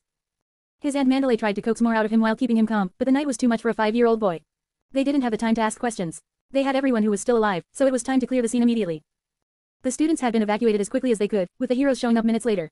The full inspection of the scene would take days, but in the first couple of days, Ken's disappearance was confirmed. The forest had been devastated. The woods looked like a cross between a wildfire, an earthquake, and a tornado. Trees were cut to splinters, the earth was torn to pieces, and through it all the partially regenerated corpses of Nomu sprawled about, some still trying to recover from the impact of 3 natural disasters at once. The villain's fire had turned into something of a real wildfire, burning the woods. The earthquake turned the mountain into a landslide, bringing rubble down on the flaming remains while tearing open the ground into crevices and sinkholes. At the center of all that mess was the impact zone. The impact zone, the start of the destruction and the end of a very gruesome fight. Initial investigation quickly found the remains of a villain named Muscular, a large chunk of his head with his face mostly intact. The rest of his body was easy to see, splattered and sliced so finely it covered the surroundings like red paint. Something else, however, was mixed in with it. Fingers lay strewn on the ground, blown off from someone's hands by the fractures and burns. The partial remains of someone's eye. A pool of blood that didn't match the villain's, along with the body parts too small to belong to the massive villain someone else had been at the impact zone, and while his true name was a secret, his identity was obvious and his fate doubly so. Ken no, Ronin was gone. The blood loss was lethal, if the explosion that blew off his fingers and destroyed his eye hadn't killed him first. Judging by Muscular, the police's working theory is that he'd caught the villain in a single large attack so powerful it disintegrated both of them to bits. Those few fingers forensics found was likely the largest piece of Ronin left in the world. This matched the boy, Kota's, testimony. After being taken down to the precinct, they had coaxed more of the story out of the young boy. How he'd gone to the mountains, alone. How the villains appeared, how the hero appeared, and then how they both disappeared with one final shout for Kota to run. The young boy was still crying the next day, still clinging to a bloody bandana with all his might even as he sat in the police station. The police couldn't get him to let it go, but it was clear whose it was. Same story for several metal fragments littered about the impact zone. It was hard to say at first, but as they collected more they were able to put together a jigsaw puzzle forming a rather cheaply made sword. The investigation proved the presence, then absence, of a man at the impact zone called Ken. His cause of death was believed to be from some massive explosion, likely caused by his own quirk in a last-ditch quirk boost seen in some heroes. Everything past that shortly became speculation as the authorities were suddenly forced to turn heel and run into an even bigger national incident. Further investigation was cut short due to the Hell Knight, the battle at Camino Ward, that itty-bitty fight of the century between One for All and All for One. That spread personnel thinner after some principal came in meddling around to keep everything on hush-hush, and soon hardly anyone could even remember researching any more into that random guy named Ken who'd been at some campsite days before the largest villain attack in a century. Besides, that case had been handed off to UA. The police still had to deal with the living members of the League of Villains. They had no time to deal with the dead ones. That cocktail of events led to Ken's, or rather, Ronin's true identity being almost entirely untouched. No family to contact, no history to look into, just a footnote in a larger investigation against the League of Villains. Still, although untouched by the authorities, there was one final thing that had to be done to lay the dead to rest. Over a week after Hell Night, UA had personally contacted everyone, the affected students and their families, to see who'd be returning to UA. To the teacher's surprise, not a single family backed down. Every student stepped up against the challenge posed by the villains, and with their families behind them, they would be returning to UA to complete what they started. Even Katsuki Bakugo, the one affected the most by Hell Night, stood proud and loud against the villains and their influence, showing not a single sign of fear as he resolved to come back and finish what the villains had started. At least, in front of his parents, that was the face he showed. Next is, Monoma's house is pretty far from here. Toshinori and Aizawa walked themselves out of the Bakugo's home and toward the car, surprised by the family's strong reaction and caught unaware as a third person left the home behind them. Walking more calmly than the two heroes, the young man called out for their attention. Senseis. Both teachers turned suddenly at the voice behind them, surprised. Katsuki Bakugo walked down his front path, hands in pockets and brows knit. He looked at the two teachers, trying to peer straight through them and creating a tense air before speaking. What? They couldn't send the teach back? Bakugo put up his usual sneer, but it was unknown if he'd heard something from his fellow students by the look in his eyes. While Toshinori was a little confused, especially at Bakugo using words like senseis, Aizawa had picked up Bakugo's habits back in the summer camp. He knew what the young hero was on about, and while he already knew the news of Ken's fate, that didn't mean he knew what to say. Ken is unable to come here right now. Aizawa put care into each of his words, not just to avoid lying but to try and say something accurate to what Ken would have if he was still there. But, Bakugo snapped back confidently, almost as if he was looking for a fight, but there was something in Aizawa's eyes he didn't like, a line he couldn't cross. But if he could. Aizawa matched Bakugo's gaze, taking a deep breath and placing a hand on the young boy's shoulder. He would have been the first one here. Maybe even beat in the press. Bakugo took it in stride, getting a small laugh before his mother's voice blared out. Hey, Katsuki, the police said not to go outside. Well, next time we meet, I'll blow him away too. Bakugo's smile was confident and genuine as he raised a hand, creating a small explosion in his palm. He didn't brush Aizawa's hand off though, instead just turning back to his house and moving towards the door. The next time we fight, it'll be different. Katsuki. Hag. Aizawa kept a neutral face as the boy went back inside, turning back to the car. Toshinori knew of the events but not the details of the summer training camp, leaving him a little in the dark. He'd had much more pressing things to do than review that case file, after all. You know, I think I'll handle the skipped one by myself. He's pretty close by. Are you sure you'll be alright? Toshinori was surprised, staying in the car with the door partially open. I can drop you off, at least. No, I'll take this place. Aizawa waved Toshinori's worries off, checking the address. The Monomasa's house is in the other direction, close to the Yaoyorosis. We'll meet there, and take care of the Minettas together. Just don't push yourself. Toshinori gave him an uncertain nod, knowing that there was something going on even if he didn't understand what. Make sure you do the same, Aizawa. I think I'll treat you to a drink after this. Don't waste your money. Aizawa barely gave him a wave goodbye as he hit the streets, walking slowly down the road and towards the only student they skipped. For the most part, the pair had been taking their students in order save for directions. Ashido and Kirishima lived within minutes of each other, so no point in seeing Ashido then waiting to see Kirishima. This was true all except for one house they skipped, so that Aizawa could face it once he was a little more prepared. To buy a little more of that time, Aizawa walked to the house. It was the slowest he'd moved in years, instead of the constant sprint he usually maintained while out and about, but that slow walk couldn't buy time forever. Slowly, the building grew larger and large in his sights until he stood before a slightly plain-looking Tanish yellow building, the Kaminari's. Aizawa checked the time, guessing that he was still ahead of Toshinori, and thought for only a moment about wasting more time before shaking it off. He moved up the path, the sinking feeling in his stomach growing heavier as he knocked on the door. No response. He rang the doorbell, checking the time again to make sure this was right when they said they'd go to the Kaminari's. Having known in advance this house might be tough, Aizawa had given himself a large margin to show up in, and he should still be in that window. He was about to ring the doorbell again when the door finally opened itself, revealing a grinning Denki. Yo, sensei, come on in. Kaminari threw the door wide for him, stepping back to let his teacher enter. Keeping his emotions in check, Aizawa entered the surprisingly quiet home, taking in the sights as he went. Tried to tidy up best I can, but organized isn't exactly the Denki way, you know. Pictures adorned the entranceway. 2 boys, a girl, and the parents in a family photo. School photos of each child in their current year. Pictures of 2 distinct heroes he couldn't quite name. Come on, I think we got some tea or something I can serve. What the shit? Kaminari paused at the entrance to the next room, a living space with a few toys scattered about. Doteki, Denchi, I told you we had an important guy coming over, don't leave me hanging like this. A pair of stories rang out from elsewhere in the house, putting the other 2 siblings in Aizawa's mind. With Kaminari spotting a pair of twins appeared to help him clean up. Aizawa stayed quiet, but did his best to help his student and family as they sorted and put away the toys before the twins ran off to corners unknown once more. Sorry about that, sensei. I'll just be a second with the tea stuff. Hands dirtied, Kaminari gave him an apologetic look before beelining it for the kitchen. Aizawa left him to it, if not for his sake then for the boy's own. While Kaminari kept his mouth rambling, Aizawa could see the stressed fidgeting he did. Unlike Bakugo, Kaminari had been at the summer camp when they announced Ronin's disappearance. He'd been right beside Aizawa at the time, trying to ask about the teacher right when Koda appeared with his somber news. He hadn't taken it well, the very last student to leave the camp. Are your parents working right? Aizawa didn't want to put it off, but looking around the house there was a sense of emptiness. Although it was dirty as far up as the twins' hands could reach, there was an air of abandonment that filled the home, pressed by the face that the 2 people who should have been there for this important discussion weren't. A hero never quits. Kaminari put all the tea stuff he could remember on a plate, laughing to hide the chattering made by the kettle and cups as he wobbled his way over. It's nothing unusual. We already read your letter over, and don't you worry, your favorite student is coming back to ride out the rest of this ride. Kaminari. The slightly disappointed look in his eyes didn't translate well as Kaminari nearly jumped, barely hanging on to the tea set he tried too hard to bring over. That was before the twins reappeared at the living room's doorway, eyes only, to peer at their older brother and his strange guest. What, only second favorite? Don't hurt me like that, man, I've got a fragile ego. Placing the tea set down between them, Kaminari hunkered down on the couch while Eraserhead remained standing. Come on, at least take a sip. I put my heart and soul into bringing that over. Aizawa glanced at the children hanging by the doorway, 4 curious eyes peering at him, and gave in. Taking a seat, he grabbed a cup of tea and took a sip. Damn, this was some shitty tea, and he'd had 15 different teas today alone. Are you sure you've thought this through enough, Kaminari? I know. Yeah. Brushing him off, Kaminari took a cup himself, taking a good long drink. Aizawa couldn't help notice that while his tea was green, Kaminari's was somehow orange like the orange liter of soda sitting opened on the counter. Don't worry, me and my parents went over everything already. While I've gotta come home on the weekends, we're all totally down for me doing that high school dorm stuff or whatever too. Glancing at the children still standing just behind the doorframe, Aizawa couldn't help wondering why the hero student was needed here for the weekends. It seemed heroes never quit or took time off. That's good to know, Kaminari, but I was wondering if you had any questions. Nah, well, was the training we did at that camp for a grade? Kaminari leaned forward, smiling wide while pointing a thumb at his chest. 'Cause I definitely think I passed. Sensei Ken put in some good words for me, right? And there was that shake again. Aizawa squinted, knowing the hardships of exactly why this house had been saved for last, and took a deep drink of some bad tea to sharpen his senses. Sensei Ken. Aizawa repeated the rehearsed words to Kaminari, keeping his face blank as he repeated his lines for the umpteenth time that day. I'm sure he would be here right now if he could. Kaminari kept trying to smile, but it cracked as his mouth twitched. If he could. What do you mean by that, sensei? Quote. I can't say. We'll tell the class officially when school restarts.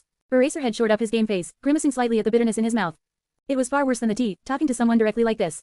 I wish I could say more. He's just missing, right? Kaminari's voice rose to a yell as he slammed his hands on the table, his drink splashing out of the cup and onto the floor while his body emitted small sparks. Or he's injured. He's in surgery, so he needs time to recover. Right. It wasn't a question, but Aizawa's eyes were an answer. Like a lightning rod, his expression grounded the young boy, snuffing out those sparks before they could fully start. Quote. And no, you're kidding. You're just kidding, right? Kaminari's smile was broken as he tried chuckling, pulling back and away from Aizawa. He was trying to laugh, but Eraserhead's stern expression was nothing to laugh at. They both knew what a funny guy Eraserhead really was, but Aizawa didn't have the heart to say anything to his student. If he could, he'd be the first one here. Eraserhead repeated the partial truth he'd told everyone who asked. While he didn't know Ronin that long, he was confident he would have at least visited his students if he had the chance. He would have gotten here before me, maybe even before the press. Kaminari gave a cold chuckle at that, no longer able to meet Eraserhead's face. You really think so? Or did he tell you that? Eraserhead finished his tea, placing his empty cup on the table. I think you should pay a visit to our school consoler, Hound Dog, outside of whether or not you want to keep attending UA. I can set up an appointment for you. Aye. Kaminari still didn't meet his eyes, but had finally managed to piece together enough of a facade to smile. I'll think about it. That's all I can ask. Aizawa let down his guard a little, giving Kaminari a small smile. He would have tried reaching out to pat the young boy, but that wasn't his style and probably wasn't what the young man needed, so instead he prepared to leave, still thinking over what he should say, what he should have said, and what he couldn't say. He couldn't say anything more about Ronin, but he also couldn't just leave Kaminari alone like this. Stuck between a rock and a legality issue, Aizawa sighed to himself before resettling in his chair and grabbing that stupid tea kettle for some more good awful tea. You know, Kaminari, this sort of thing happens a lot to active heroes. People go missing in action, get injuries they can't walk away from, and some just never make it back. That's just part of being a hero. Is that supposed to console me? No, it's supposed to warn you. Aizawa thought over how far he'd go with this, looking at his own cup of tea sloshing in his cup. The water rolled back and forth, and no matter how still he held it, the hot water still seemed to move and shake, a cloudy sea of sentiment blocking his view. Quote. I suppose, if Ronin really was here, this might be what he'd tell you. Aizawa closed his eyes to the swirling mess, tossing back the next cup and forcing it down his throat. Rolling his cup between his hands, Aizawa looked directly through Kaminari, his usually stern look a lot softer as he pulled at both their wounds. Quote. Let me tell you about Oboro Shirakumo. The students moved on campus easily enough. All across UA, students moved into newly built dorms, set up in just 3 days by Smintosan Power Loader. Aizawa gave them a small speech over their upcoming events before stepping aside and letting the kids know, letting these young heroes run free. The students pushed through the dark of their recent events, coming together to help one another move in. They even held a competition on their first day there, comparing the rooms to decide who had the best room of all. It was a joyous sight for sore eyes. Unbeknownst to most, Aizawa didn't leave the premises entirely. After his speech, he stuck around, lending a hand in his capture scarf to get some of the heavier objects to the top floor. Once that was done, he met nearby with the other teachers, confirming that everything was going well before returning one last time with a large duffel bag to bear some bad news. While the class was still in high spirits, Aizawa slipped in unnoticed. He picked his time carefully as the students spoke, laughing about the results. It had seemed Sato had bribed his way to the top. Aizawa gave a small smile before emerging from the back of the pack, silently avoiding everyone's gaze until appearing behind one student, too preoccupied in tussling with Sato and his cake bribery to notice the gloomy teacher. Quote. HGH. Kaminari. Whatcha-wan-sensei. Kaminari's goofy expression became startled, causing many of the students to jump away from the tall shadow they didn't even realize was in their midst. Honestly, it was like this when he was in the streets, in the classroom, and even when he was in the break room. Didn't people ever get used to him? Kaminari managed to pull together his flailing act and stand straight. Hey sir, this is just fair trial and punishment for a criminal. Sato was illegally bribing the judges. Yeah, he was. I really don't care about that. Aizawa glanced at Sato, who had been laughing even harder at Kaminari and Minetta's play fighting than being heard by it. The boy's intention was clear, and while Aizawa enjoyed messing around with his students as much as. Alright, nowhere near as much as Midnight or Present Mike, he wasn't here for fun. I'm here to talk about Ken. Let's step outside. At the mention of his name, many of the students perked up. While not everyone had interacted with him, everyone had at least seen him. They knew he existed, and they knew he'd been at the summer training camp, but no one truly knew what happened to him. Kaminari had figured it out during his discussion with Aizawa the previous day, but he should hear it straight. That was why Aizawa called out to him, but he didn't think so many people would be interested in the vigilante. Come on, gloomy bastard. Bakugo took a surprising interest in the vigilante, following Kaminari and Aizawa out on his own. His presence as the class's strongest deterred most other students from good amount of distance in the sky, saving a little time, but he didn't really need to save time today. He was already extremely early, and the only reward he'd be getting was extra time spent with Principal Furryfucker. On second thought, maybe he should have stayed on the streets the whole time. Adjusting his bandana, Ronin, or more so Ken, blended right into the crowd. With his weapon stored out of sight in his jacket or duffel bag, he looked like another if-bland hero. The hero craze might still have been strong, but most people only cared about heroes they actually knew or thought looked cool, which Ken slipped right out of. He only had to smile and wave a few times, mostly to excitable kids who were glad to see anything interesting. The crowd grew then waned as he grew close to UA, the illustrious hero center. While many people moved near it, the center of attention it was, almost no one was going to it. Midoriya was surprised to see no students walking to class, but a look at the time told him they were all probably inside the building already. His walk had taken longer than he'd thought since the streets were so packed. Breaking out of the pack, Midoriya moved straight through the gate without a care. The pass badge thing he'd gotten from Nezu ensured no intruder alarms were going off, although Midoriya was sure that Fluffy Football had an alert for any time it was used just so he could jump Midoriya once inside. It couldn't be a coincidence that Nezu showed up in the entrance hall shortly after Midoriya every time he came. Midoriya wasted a second, admiring the path to UA's main building. Trees and flowers lined HTE walkway, well-groomed and cared for. A far cry from Ishiyama's growing flora of graffiti. The types of trees or flowers were lost on him, but hey, it looked nice, and someone might as well enjoy it since there was no one else around. Midoriya wondered where the students all were, since the walkway was completely abandoned save for him until he realized UA was a good school, unlike Ishiyama. The people here actually wanted to be here, so why would they skip class? Laughing at his own twisted expectations, Midoriya returned to the entrance hall. It was unchanged from Friday, with sunlight streaming through the large windows and a high-tech display of UA's prestige flanking the hall. For his slow walk enjoying the garden, he got his reward, one Nezu nuisance, balancing atop a handrail to match Ronin's eye height. When most people say they'd be early, they mean a few minutes, not a few hours. Do I look like most people? Ronin walked towards this tiny terror, sighing as he offered his arm to the principal. I need that helmet, so let's try to get this done quickly. We've got a lot of work to do. Nezu glanced at his arm, then stared up at him with sparkling eyes, making Midoriya regret this whole thing even more before jumping and climbing up, clambering to Ronin's shoulder. Indeed. So, it's time for that mask. Led on, Ronin, to the development studio. Ronin blinked, staring at the principal who wanted him to guide them through UA. It seemed Nezu could see his raised eyebrow even through the bandana. Someone was getting a little ahead of themselves. Oh, right, I'm sorry. I forgot you don't know how to get there if you're not breaking in. Forward then, Ronin, to the development studio. Following Nezu's unorthodox instructions that seemed to take them in circles, the pair made their way through UA to what Ronin hoped would be the R&D wing. While he'd been there twice himself, he had been breaking in through the air vents the first time and had a guide the second, a fact Nezu enjoyed reminding him about every few minutes. Past the nagging, though, they went into details over the helmet Ronin would be looking at, or more specifically, the helmets. We weren't sure what kind of helmet you'd like, so there's a few prototypes we developed for you. Nezu didn't go too much into detail about the specific helmets, letting Ronin learn more about them when they actually got to them. Instead, he focused on the timetable. 1A is set to begin their training after lunch, so we have a few hours to ourselves. It should be enough time to get into the nitty-gritty of each mask, don't you think? More than enough. Ronin shook his head. It was just past 9:30, giving them about 3 hours. Didn't he ask for a simple helmet? Just what the hell had they made? By the way, who made the prototypes? Support course students. It seemed like an interesting project, having several students try to design one item based on the client's request. Of course, only one could succeed, so maybe it wouldn't be that good as a project after all. Your support course teacher? Oh, no, Power Loader has so much to do, it'd be rude to add more to his plate. Nezu laughed at the thought. Power Loader is the teacher in charge of updating the hero course's costumes while they develop their super moves, and that's not just 1A. He also has to deal with 1B, 2A, and 2B. Plus, fixing all his robots, making sure the security is up to date for our upcoming festival. Say, are you considering coming? It's an open gate event Tilda. Nezu just rambled and rambled while Midoriya tuned out after the first no. So the prototypes were designed by students. Does only the helmet I pick get a passing grade, or anything that I think's good enough? Yep, these masks were designed by our second-year support students, with a few chip-ins from a very excited first year. Nezu bounced on Ronin's shoulder, threatening to fall off. A sight Ronin would have loved to see after his questions were answered. But in such a competitive market, I believe we are planning for the helmet you pick to be the passing one. What if some of the helmets are bad? It felt wrong that the good helmets he didn't pick and the bad ones would be on the same level. Then again, with the heroes he'd grown up seeing, he'd be surprised if there was a single helmet he liked out of the gate. If they follow modern hero conventions, I might not like any of them. Shouldn't we judge them on how well they fit my criteria? That'd be a question for Power Loader, not myself, I'm afraid. Nezu gave him a small sad pat on the shoulder. I give my teachers the freedom to run their classes as they please. It's not my place to interfere, as long as they produce good results. We'll see just how good these results really are. Oh, stop. Here it is. Nezu yanked hard on Ronin's bandana, turning his head and bringing them both to a stop as he reflexively grabbed at Nezu to throw the furry football. They turned the corner to the first not identical doors Ronin had ever seen in UA, a smaller set of sturdy metal doors. Metal rivets ran throughout the door, reinforcing it against any force trying to blow its way in or out.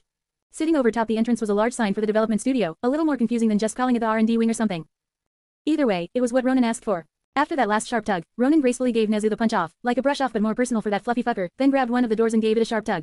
It slid sideways roughly, its size and weight proving that metal door was the real deal. Slowly squeaking into view as he forced the door open stood the development studio, or as a sane person would call it, a workshop. Several tables for workbenches spread out across the room, with small equipment stored in named shelves and larger power tools stored on the walls. Shelving units lined the walls big and small to store the various equipment made in this room, but even so it wasn't enough. Small bits of machinery, knickknacks, and incomplete equipment littered the scene. There was a pile of such junk in the corner so big it stood taller than Ronin, maybe even Mao. Apart from the scraps, more than a dozen people were inside the workshop before Ronin and Nezu.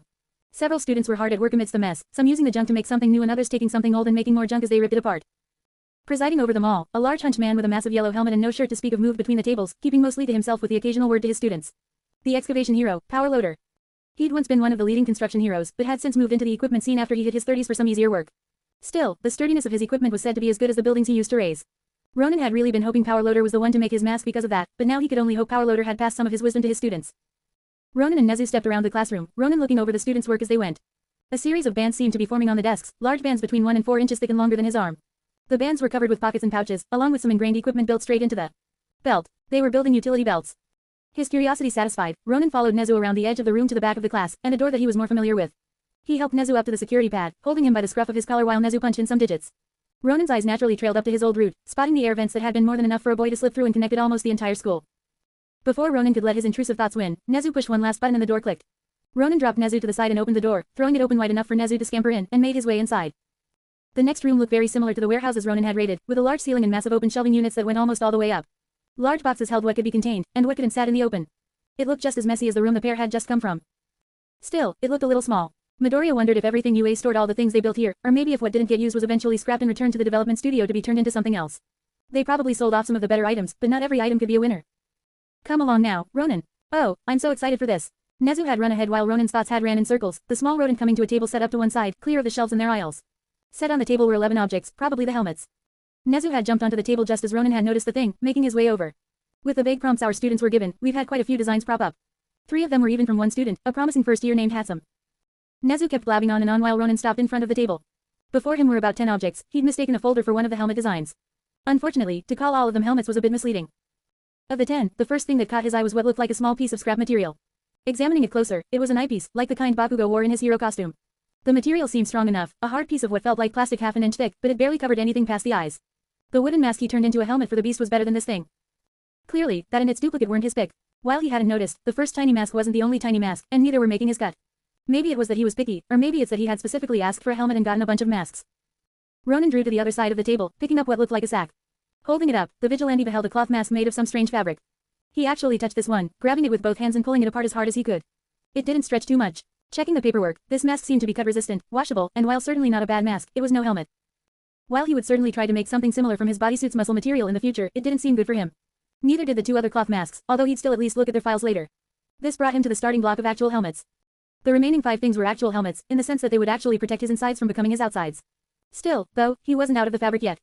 The first helmet he picked up looked something like a bicycling helmet with a cloth cover, covering most of the head save for the eyes and mouth. The fabric wrapped around the chin, stretching so the user could still speak and use their mouth freely. It did have the upside that he wouldn't have to remove his helmet to eat. The only problem was that wasn't a problem for him. Stretching this fabric with his hands, it didn't seem like they wouldn't get along well. He'd stick with hard helmets, if he could. Nezu was still going strong as Ronin moved to the next helmet, then the next and so on as he inspected for any obvious problems. The last 4 were full cover helmets, exactly what he was looking for, so the decision would lie in the details. Ronin looked for a natural pause in Nezu's rambling, and when he didn't get one, just rammed in. Do you have a testing area for these? Ronin held up a helmet to emphasize his point, nodding towards the door out of the deep storage. I want to put these through their paces before I make any decisions. Certainly, of course. Nezu clapped in delight, always seeming too excited for whatever was going on. We can use one of the training halls and a few robots. Ah, I'll make all the arrangements before you even know it. On the way out, they caught the finishing remarks of Power Loader's class. The utility belts were already stored in boxes, named and sorted for each student as they placed their things back into their own designated spots. Remember, as you refine your designs the core tenets of hero equipment, Power Loader stood by the board, a whiteboard with sketches of an inner mechanism too complicated for Ronin to even think about deciphering. We want heroes to have everything they need, but we're not worried about everything they want. That's on them to make specific requests to you outside of a utility belt. As long as one cover the fundamentals and then branches out, their equipment will be practical, useful, and most of all used. Class dismissed. The students got up, some moving to put away the larger equipment they borrowed for their designs while others went straight for the door. Ronin was content to try following the second group until someone moved behind him, putting a large hand on his shoulder to stop him from slipping out. Power Loader's metal claws barely dug into Ronin's bodysuit, not enough to hurt him even without his armor but more than enough to stop him from sliding away. Stopping by without a word, thief. It was clear from Power Loader's tone that he hadn't forgotten the first time Ronin had come to UA, sneaking through and stealing one of their helmets that had been under his supervision. His grudges might have been as durable as his equipment. I wanted to talk to you about those new helmets you're taking. Oh, if you could just wait a moment, Power Loader. At first it seemed like Nezu was coming to Ronin's rescue, but even Ronin could see how that would never happen. We're about to head off to start the testing for these helmets. Test those helmets. Power Loader looked to Nezu, then to the bag on Ronin's back. While Ronin had his usual duffel bag, he also picked up a bag filled with the prototype helmets, a bag probably left there just so the prototypes could be moved for this sort of occasion. So you were the one getting one of those helmets. In return for my services, Revenant wasn't too keen on playing nice, turning and knocking Power Loader's claws off of him. This was our agreement, and part of our agreement is I will select a helmet that's up to my standards. So I heard. Power Loader and Ronin had met a few times before. The first time Ronin had gotten chased off of UA grounds, he was pretty sure Power Loader was one of the heroes chasing him. They interacted more when he'd been helping teach Kaminari how to fight, with Power Loader helping Kaminari make his sword while Ronin was stuck fending off some first years excitable as Nezu. Still, they hadn't really gotten a chance to interact alone outside the prying eyes of UA's student body, and Ronin was fine keeping it that way. Nezu, ever the troublemaker, had no intention of things going that well. You oversaw each of the students design these, so it's only fair that you come along. Didn't you have a dead period next hour, anywho? Power Loader almost agreed on the spot, baited in by Nezu's tantalizing and spoken offer to work out his problems on that on-again off-again criminal UA kept working with. I do have some planning I need to do, but I can spare a little time to see this. Ronin's shoulders slumped, wondering if this was the setup to some twisted joke. He just wanted to get a helmet. How many people did it take to test a helmet? In UA, the answer was apparently 2, a rat and half a dozen robots. Power Loader hadn't said much as the trio passed through the halls, mostly talking to the students as he passed by. Nezu was the same story, more than happy to try and talk to students while still riding Ronin's shoulder. Ronin, eager to get to testing, just barreled forward with barely a wave. There wasn't a single soul he recognized in the support tower anyways, since he'd spent all his time at the hero tower.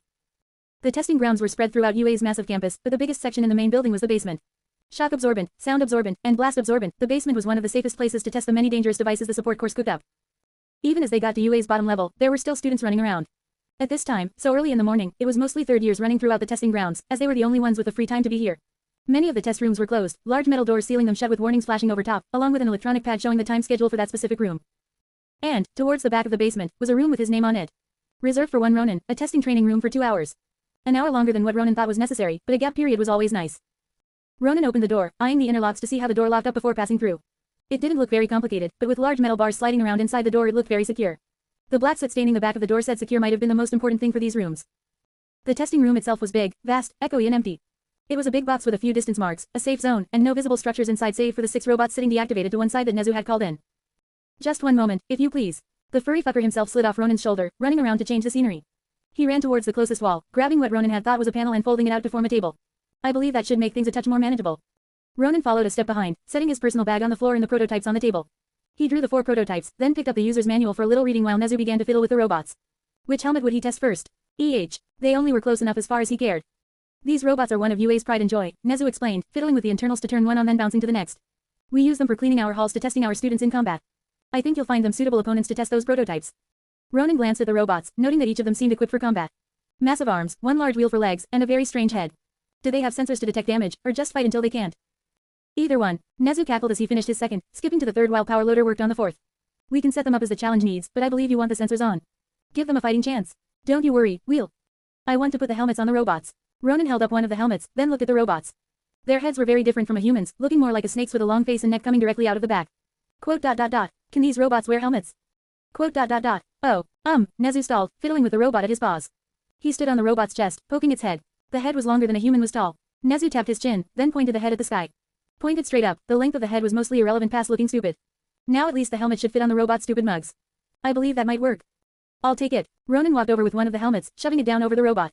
It took a few tries, messing around with the internals of the helmet to get it as open as possible before it'd even fit over the metal face, but once on the hard part was over. Closing and tightening the helmet back on was much easier than getting it there. Aren't you going to wear the helmets? Nezu was clearly struggling, excited for a fight that pretty obviously wasn't going to happen. Don't you want to try each prototype against the robots? Not if they don't survive the first round. Ronin made sure the helmet was well attached before looking around over the robot's main body, trying to find an on switch or some kind of power button. Power Loader leaned over, pressing a panel on the base of the neck and bringing the robot to life for him. First round. Well, ideally the second and third too, but Ronin moved back, getting what he deemed to be enough distance. He stood about 10 feet from the target, probably safe enough for his sake.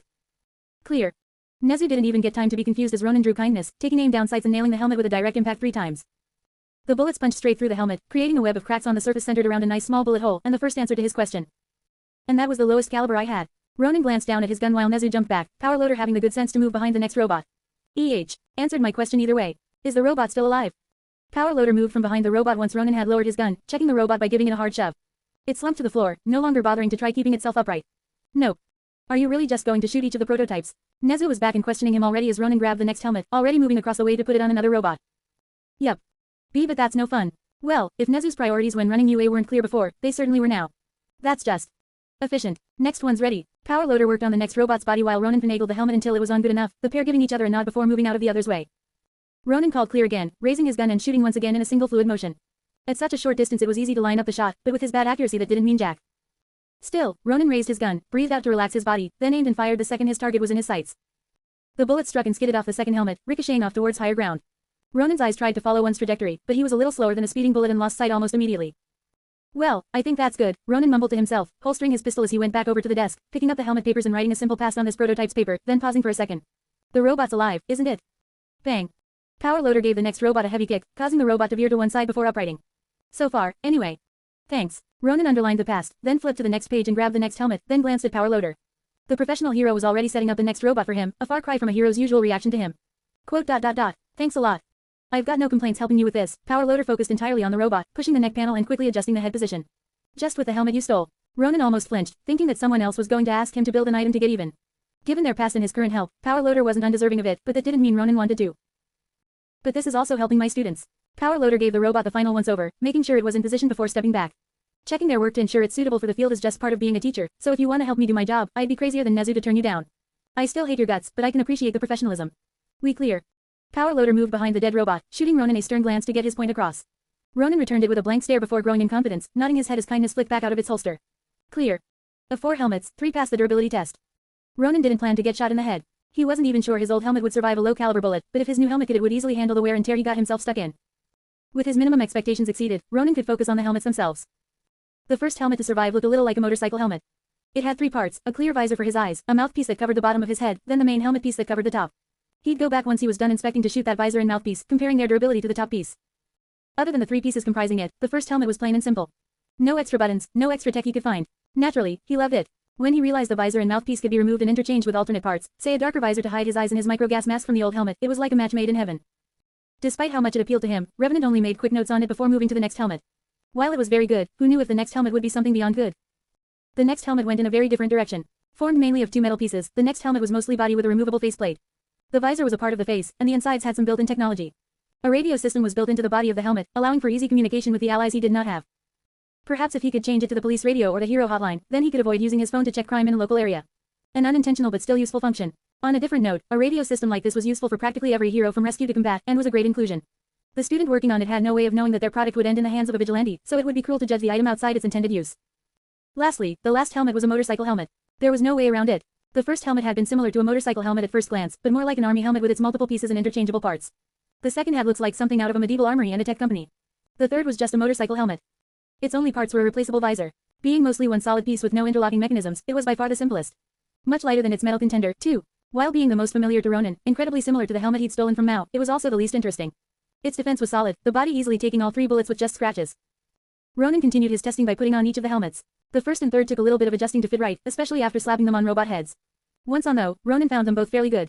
Ronin did some basic movement, standing on his hands to see how good a fit it was before doing some more advanced moves to try jostling it around. While the straps did take a little adjusting, in the end, both were a good choice. The second helmet stood out from the moment he had first grabbed it. Its metal body, or whatever the hell it was made of, was far heavier than the rest. No adjustments would change how drastically prototype number 2 upset his balance, making it far harder to pull off his usual maneuvers. There had to be some drawback for all that defense, and the cost was a little weightier than Ronin cared to pay. Finally, to finish out his testing, Ronin shot the prototypes 1 and 2 in the visor. Nobody was surprised when the bullet punched straight through both, getting stuck inside the helmets. Now he knew to not stare down any guns, at least. Ronin and Power Loader spent a few minutes trying to fish the bullets out of the helmets, Power Loader disassembling prototype number 1 for easier access while Ronin fished inside number 3 with a pair of pliers, eventually yanking out a crushed bullet from several layers of destroyed cushion. No matter what he picked, he wasn't walking out of here with a helmet today. Nezu was playing by himself with the other prototypes, mumbling about how they were cast aside just like his dreams. Ronin and Power Loader both ignored him as they picked up the broken pieces of the helmets, Ronin muttering to himself as he made his decision. Well, we have our winner. Ronin held the first prototype in his hands, removing the last pieces of the broken visor for repairs. Hopefully it wouldn't take too long to get a replacement piece. Not even thinking about the others. Power Loader held up one of the cloth helmets, untouched and ignored by the vigilante. Did you even check out what features they had packed in? Their first feature was a lackluster defense, Ronin retorted, gesturing to his chest and the pair of pistols strapped there. There's no reason to consider them if they miss the point of a helmet. Didn't you say something about that to your last class? Power Loader sighed, repeating what seemed to be a mantra by how well he had it memorized. As long as one covers the fundamentals and then branches out, their equipment will be practical, useful, and most of all used. Second rule of design. Such a shame to see all these designs fail without being given a chance, though. Nezu huffed up a storm as he played with the lone hard mask, wrapping a paw against its top. You didn't even want to look at their functions. Not particularly, Ronin admitted, setting his selected helmet on the table so he could further read the papers. He checked the time as he flipped through the papers, the digital clock showing he still had hours to wait before training started. But if I've got the time, might as well. Nezu and Power Loader went about doing their own thing, talking about the robots and doing some minor tampering on them while Ronin just stuck to the wall and read thoroughly through the paperwork. Each prototype had several papers all to itself. The report written by the students for when they were designing it, their teacher Power Loader's notes on the prototypes, instruction manuals on how to use the prototype and even a list of the materials used to make the prototype. Most of the materials were Greek to Ronin, who had no experience manufacturing compounds and fabrics or whatever these were. He could tell that most of the cloth masks were made from similar materials by the reports, but a glance could have told him that. It seemed to be some kind of defensive material, good against cuts as he tested with a random knife, but they still lacked the protection he was seeking from a helmet. That couldn't change his mind. What was interesting was the smaller functions. Like Nezu mentioned, these strange masks really showed their stride when looking over the little details. All of the flexible masks had their own minor touches, ranging from general things like another radio system to thermal adjustments against temperature from weather and attacks. Thinking through each of the prototypes, Ronin was growing fonder of the radio system, but a radio system was not something he would need help installing. It was something basic enough that if he could not install it himself, he would clearly need to learn how for his own sake. Most of the other features, while interesting, were not worth giving up the solid defense of a hard helmet. For some reason, the most advanced prototype was also the smallest. The mask that he'd immediately thrown out the window, the tiny mask that only covered his eyes, had a stupid variety of functions packed into it. Night vision, his old friend and the only extra type of vision his old helmet had.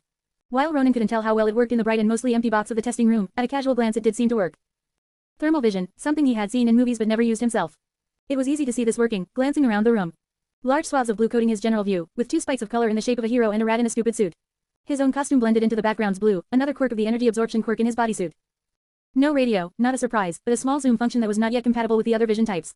Yet, whoever had written these instructions had written them so messily, Power Loader had rewritten the entire thing for legibility, but he could still make out the promise of more features the creator had tried and failed to incorporate.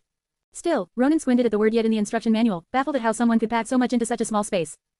This small domino mask was the work of one strange student, the only student who submitted multiple designs.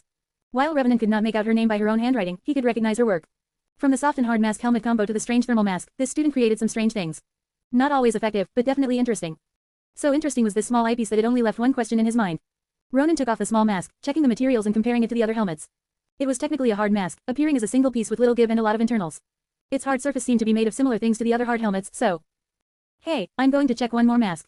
Ronin felt the mask in between his fingers as he walked towards one of the still alive robots. He pulled a small section of duct tape from his pocket, using it to put the tiny mask on the robot's face before stepping back and drawing point. Kindness flicked out of its holster neatly again, pointing at the tiny mask. Ronin made sure to use both hands to aim the gun at the much smaller target, steadying himself before breathing out and firing only once.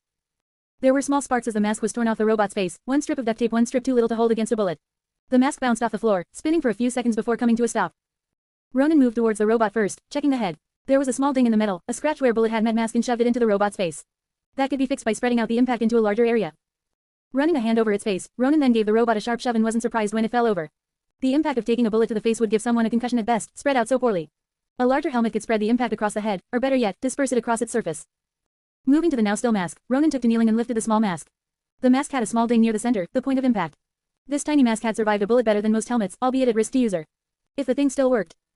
Ronin quickly flipped the mask around and held it to his face, reactivating the thermal vision. The world was dyed in blues once again, regardless of the damage the mask should have taken. Despite the bullet nicking the frame and sending the mask skyward, the internals seemed fine. All it needed was a more secure way to attach to a person and spread out the force of impact, pairing up well with a certain helmet that needed a new visor after its last one ate a bullet. Power Loader ran diagnostics on one of the robots, a quick checkup through his phone before resetting the combat test robot. The second years can't just practice against these combat units for their provisional license exam, Nezu. They had to beat combat units to get into UA, and the supermassive units were beaten by even first years in the sports festival. They'll need something stronger to run against if they want to improve, and besides, it's too expensive to keep repairing all of them. 40 students smashing scores of robots every day. We'd run out before the week's end. I'm afraid it's past time to complain, Power Loader. The second years start practice in mere hours. Principal Nezu didn't disagree with Power Loader or his points, but he couldn't agree. We don't have the hands for many alternatives. I was barely able to convince Ronin to help us out with this, and even that took a miracle to help cover our first years. The first year's growth should be more explosive than the second, they won't need as much time. Power Loader knew firsthand the difference between a hero with a super move versus a hero without one, as he was one of the rare breeds who hadn't had a super move to call his own for years until he invented it. The second years won't advance just smashing around the same robots, and they already have their own super moves. They won't have the same kind of growth as the first years. We could focus on the second part of the exam for the first day to bide more time, but that's not the same as just delaying the issue. Principal Nezu knew what Power Loader wanted. The support course teacher wanted more time to create a better challenge for the second years, but with only a week to go till the exam, there simply wasn't enough time to go around. Their plans had been thrown into chaos between the summer training camp's explosive failure and Hell Night. UA's plans might as well have been a pack of cigarettes, almost every single one going up in smoke. I'm afraid that we have to work with what we've been given, and that's not much. The problem with arguing against Nezu, when he wasn't just fucking around like goading that Ronin guy, is that Nezu was almost always right. Even if he wasn't, he thought up all the answers before you could, and that meant if Nezu didn't have any good ideas, there probably weren't any. Still, he had to try. I might be able to switch the support course students over to help me. Upgrading combat drones, though. It's a little too close to military work for my liking. This is gonna have to stay on the down low. Power Loader's clawed fingers ran through the hair sticking out from his helmet. UA had many freedoms, yes, but it always ran uncomfortably close to military matters. The line between aspiring heroes and child soldiers was a thin one, and one history had crossed a few times. There were reasons Power Loader made sure nobody but him knew how to create his mechs or robots from scratch, and it was for more than just a monopoly. That said, he didn't have time to stick around. While he had hours before his next class, he needed to get back to upgrading robots to fight individual second years in the hero course. If he just had a little more time he might be able to get them all done, but it seemed like they'd be using waves of robots for at least one day, no matter how much money that would waste in the long term. Power Loader began to make for the door when he caught the third person in the room, hard at work on the fold-out table. Ronin, the vigilante who offered to help UA in return for some of their outdated tech, was working on something. Personally he might not like the guy, but his help was invaluable in helping the first year's worst students to pass. Nezu, I changed my mind, Ronin said as he lifted one of the prototype helmets, giving it a testing shake before donning it. He turned to face the principal, his face completely hidden beneath the prototype mask. I'd like to practice against the robots. Oh, Principal Nezu blinked in surprise, not suspecting that Ronin would actually want to battle the robots. These robots were barely a threat to aspiring UA students, used against children who had barely tasted combat. Against a seasoned fighter. Really? Yes, I've realized that it might have more use than I first thought, Ronin responded with confidence, meeting Nezu's sarcastic jabs with brutal honesty. They had offered to let him use their robots while they were entering a robot shortage, and he was clearly more than willing to make them eat their words. Is something wrong, Fluffball? Power Loader waved it off. Losing 6 robots wouldn't be much compared to what the second years would eat through. At least the second years might leave some of their robots intact. Oh, alright then, Nezu reluctantly agreed, unwilling to back down and admit his offer had been made just to annoy the vigilante. Still, that vigilante wasn't done yet. I only need to fight 3, but... Ronin glanced up, his eyes concealed by the mask but his head facing the ceiling lights. They were powerful lights, more than enough to light up the entire room, but Ronin seemed to find fault in them. Could we turn off the lights? The lights. Nezu glanced up at them, confused, then noticed Ronin's helmet on second glance. Oh, of course. I'd be delighted to. However, I am afraid I can only do that from the control room. If you'd just give me a moment. UA's principal took a step towards the door, smiling as he went. Clearly, he was excited to see what was about to happen in the near-pitch darkness of the training hall. Power Loader moved to follow the principal as Ronin nodded. Take your time. Ronin swept the other prototypes off the table back into their bag, then slammed the table back into the wall. I just need to do one last test, and I think I'll be set to make my decision. Ronin adjusted the domino mask, attaching it directly onto his face and securing it to his head, then the 3-part helmet over top it to make sure everything was snug. The 2 masks were not supposed to work together like this, but if they could. The helmet's sturdiness and size made it an excellent base, able to be swapped around as needed to fit to the situation. The mask's sturdiness made sure it wasn't a weak point, and its variety of options made it useful even if it couldn't stand up on its own. While they didn't come together perfectly, the helmet didn't fit perfectly with another mask underneath. While he couldn't switch the domino mask's vision without taking off the helmet, it was still a net positive if it worked. One by one, the room's lights went out as the robots came to life. The last sight he got of the lit world was a slight twitch from 3 of the robots as they came to their senses, heads rising and eyes flashing red once before the room went dark. With his night vision, however, he could still make out their gray forms in the midst of the otherwise still room. He couldn't see the entire room with his night vision, only a bit further than the furthest robot, but it was more than enough to monitor the 3 machines as they came to life. This might have been enough for the test, ensuring that the night vision mode had enough range to be useful, but Revenant knew he could do better. He spread his legs and hands out, crouching low while adjusting to the dark. The robots rose to stand on their single wheels, raising their arms and faux weapons in preparation for a fight. Ronin stood his ground, his eyes switching between the 3. The night vision was not as detailed as the naked eye, some edges and finer details softened to a slight blur, but it was good enough to make out large shapes. How is it in motion? Target acquired. I'll kill you. The robots had very basic attack programming, all 3 not knowing how to wait. Instead, all 3 revved up their motors and moved towards their prey. They almost collided with one another before spreading out, attempting to run the vigilante right over while slamming their large arms at where he was. While the robots advanced, Ronin retreated a large distance to start safe. The 3 robots quickly descended on him, raising their arms as an obvious tell and giving him plenty of time to jump out of the way. A full second after he had cleared the way, the robot smashed down into the ground, crushing where he'd been. Ronin gracefully landed on his feet, taking a few more steps back with eyes locked on the robots. The green swaths of night vision kept up with his sudden acceleration, staying consistently blurry instead of getting worse. Still, it could use with a little more detail. Night vision could be tuned like binoculars. Perhaps it was just out of focus. The robots continued to charge, one rushing straight at the vigilante and raising an arm to try and ram him into a wall.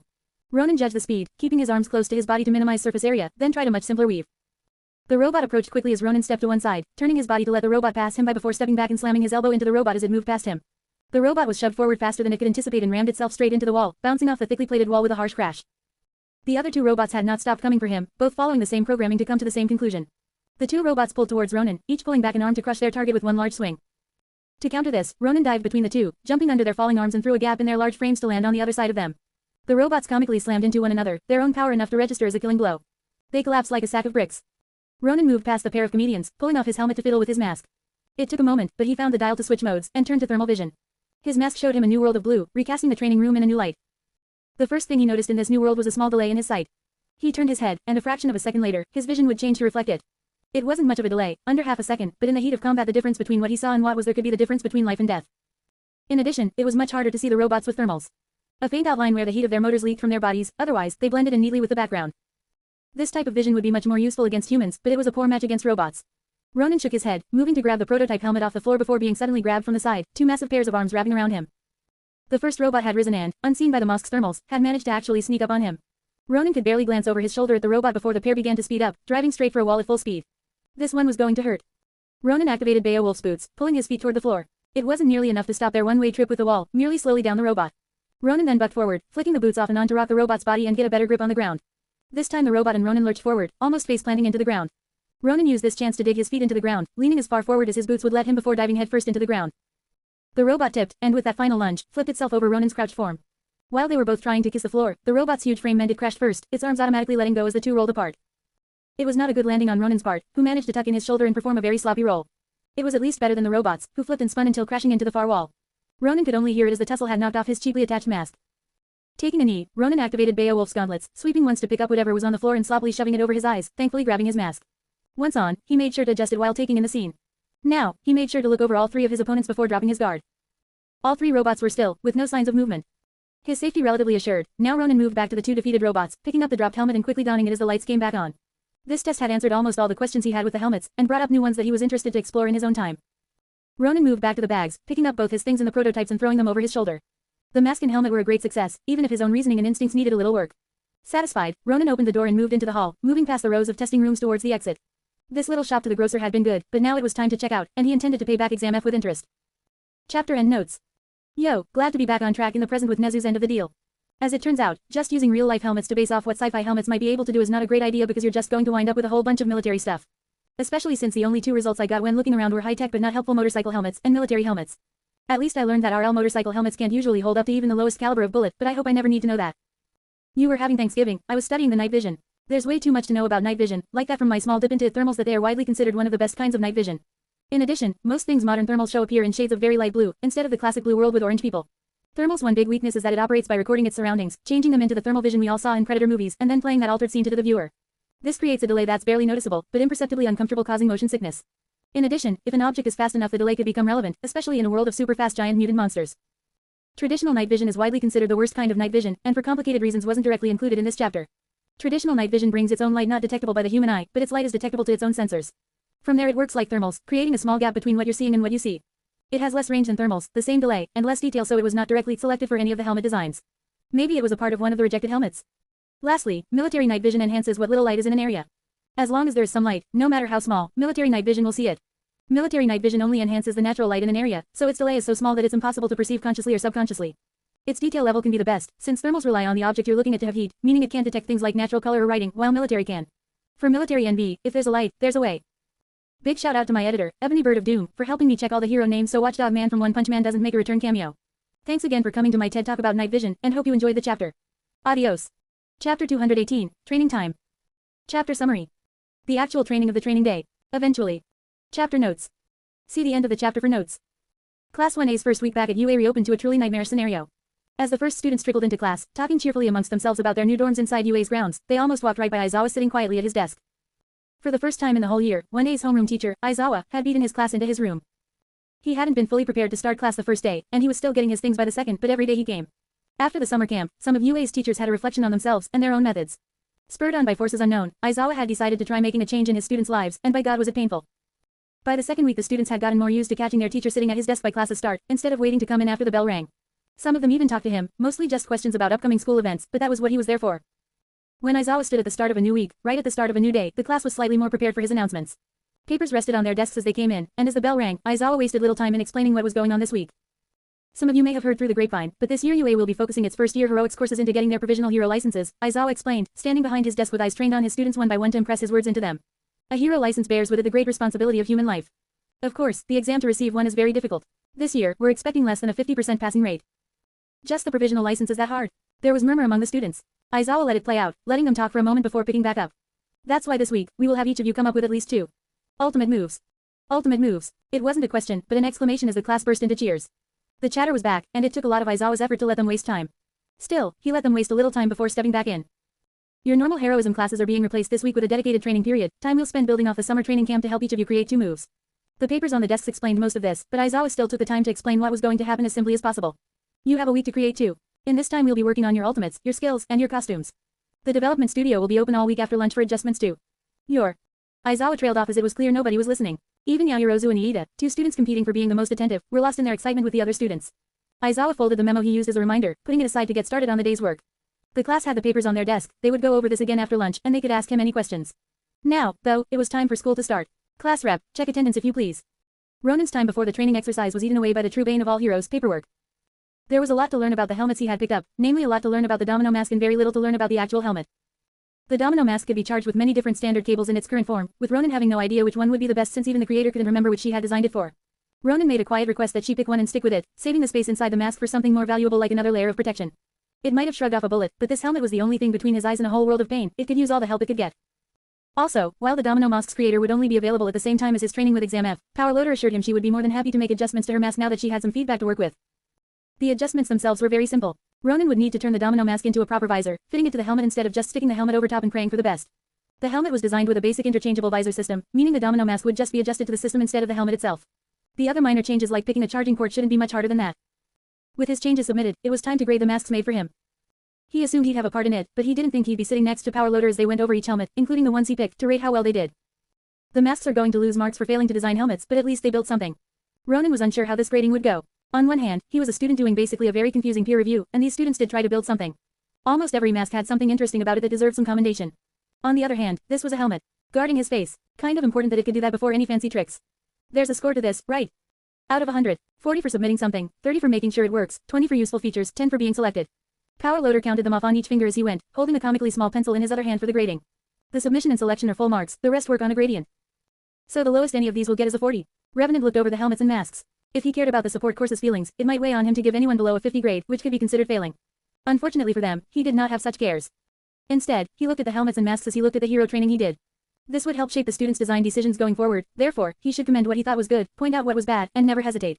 That was why he handed out his opinions on the support items so quickly. Most of the masks were placed in the 60s. They all submitted something, they all had features, but they were not all helmets. They did hide his identity, so they did at least partially meet his criteria, but that would not be enough. Most of the helmets were placed in the upper 70s, not far from the masks. Each had their own flaws. Prototype 1 was a hard helmet, but with low impact resistance. 3 was too heavy to be useful to him. 4 had no features to speak of, but most of the helmets ran into that problem. His selected helmet was placed in the 90s. It existed, it worked, and it was chosen, giving it 80 points on the spot, but saying the helmet itself had functions was far-fetched. It had the option for functions, but that was not the same as having functions. Perhaps if the helmet came with options to interchange between it could have gotten 100, but that was in theory. And on the other hand, the domino mask. He didn't like the score, but realistically, it was the only one he could. But of course, that could never be the end. After lunch, 1A met at one of UA's many facilities to begin their training. Gym Gamma, also known as Training Dining Land, was overseen by 2 teachers specifically, Smintos and Ectoplasm. Smintos manipulated the cement floor, turning what was a flat terrain into a wild landscape for each student to train themselves on, giving them enough space to work on themselves. Ectoplasm's clones work as intelligent training dummies, capable of giving feedback and constructive criticism to the students. He also acted as an overseer, keeping an eye on the class to make sure no one hurt themselves. A third hero joined the fray, Midnight. Although she wasn't necessary at the training facility, she had a free afternoon and chose to spend it at TDL helping some of the students. As a heroine with a non-traditional combat quirk, she had struggled to make her first ultimate move by herself.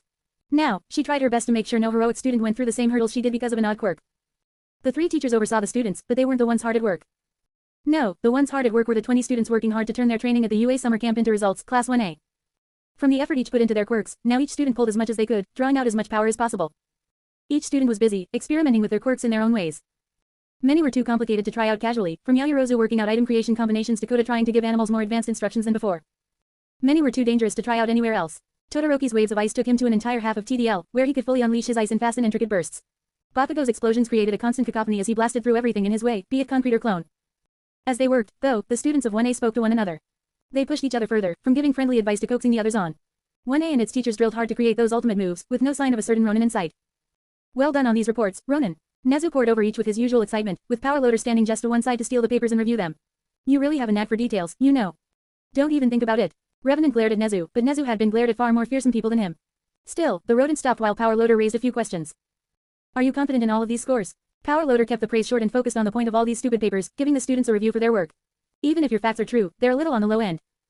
I expected helmets, not masks. Sticking fast to his beliefs, Revenant slid the last paper past Nezu and directly to Power Loader, then stood up from the workbench they'd been standing around. And that is the last one. I will begin setting up for the training now. Actually, Nezu jetted up one more time, making the vigilante's shoulders sag slightly. I'd love to help you set up your training. As it happens, I have a few robots' hands and a little time to give them orders, so with me set up should be a breeze. But, that all sounded good, so it was definitely bad. This wasn't his first rodeo. Well, it's just the time. Nezu skillfully directed everyone's attention to the clock on the wall, just after 10. Lunch doesn't end until 12:30, and even then, the students of 1A will have to get changed, and then get to the correct training gym. It's just so far away. Ronin's eyes shifted to Nezu. He could sense the little rat wanted something more. You want to do something before training starts? Just a little warm-up for you, that's all. Already acting like he was apologizing, Nezu waved his hands to try and diffuse the glares coming his way. You see, with the provisional license exam coming up soon, we must have all classes firing on all cylinders. The support course is entering a liquid period with their students hard at work adjusting the hero course's costumes. The business course has skills tournaments coming up that they must practice for. And the hero course, of course the hero course is hard at work. Both second years and first years, grinding away to get as good as they can. In fact, we have half of them training right now. Nezu's goal finally came into focus as he smiled at Ronin. It was a very cold smile. We are using every training hall we have available at this moment, and they'll only free up once the students break for lunch. So you're saying that I'll have nothing better to do? Nezu was trying to point out that he had no other options than to help him, but going back to the testing chambers and becoming more familiar with his equipment seemed like a fantastic warm-up. Wait, warm-up? Nezu had said that this would just be a little warm-up for me, so that means...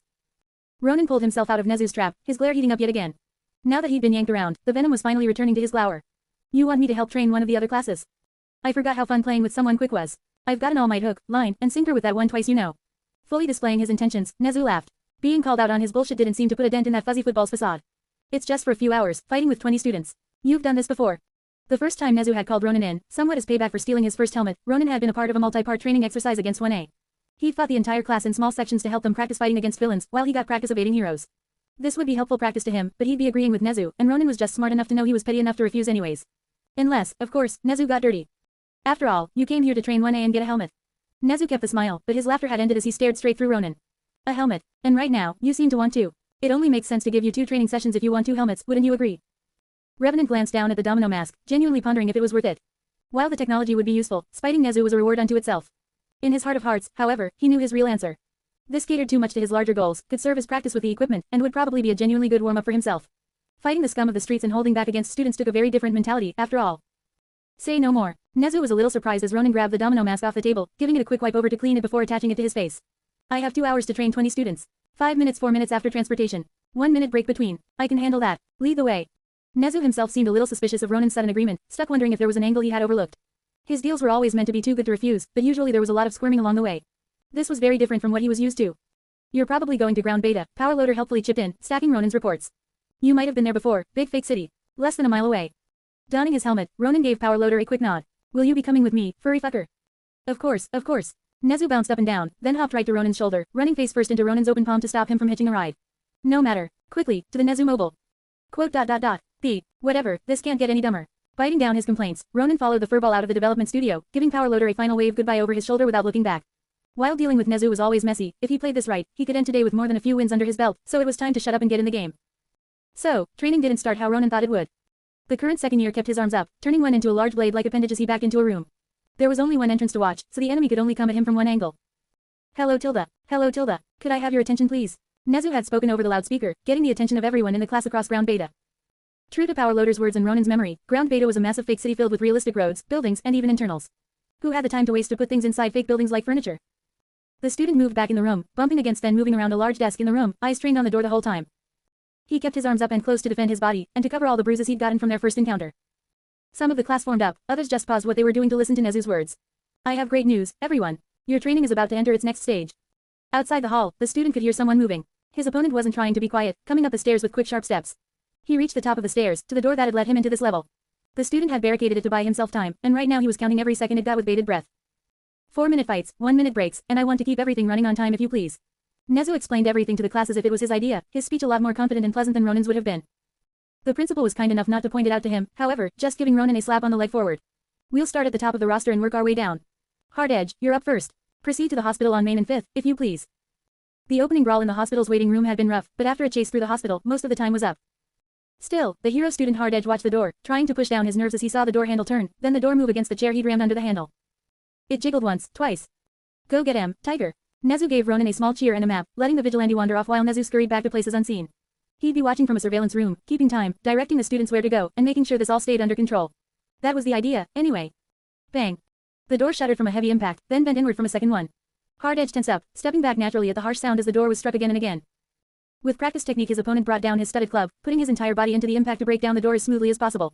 It only took 5 swings to create a hole large enough that a single metal gauntlet could push through, grabbing the makeshift barricade and knocking it out of the way before shoulder checking the door cleanly open. The door flew open as the enemy quickly entered the scene, moving into the room with purpose. One large sweeping glance took stock of the room, then a second laser focused on Hard Edge.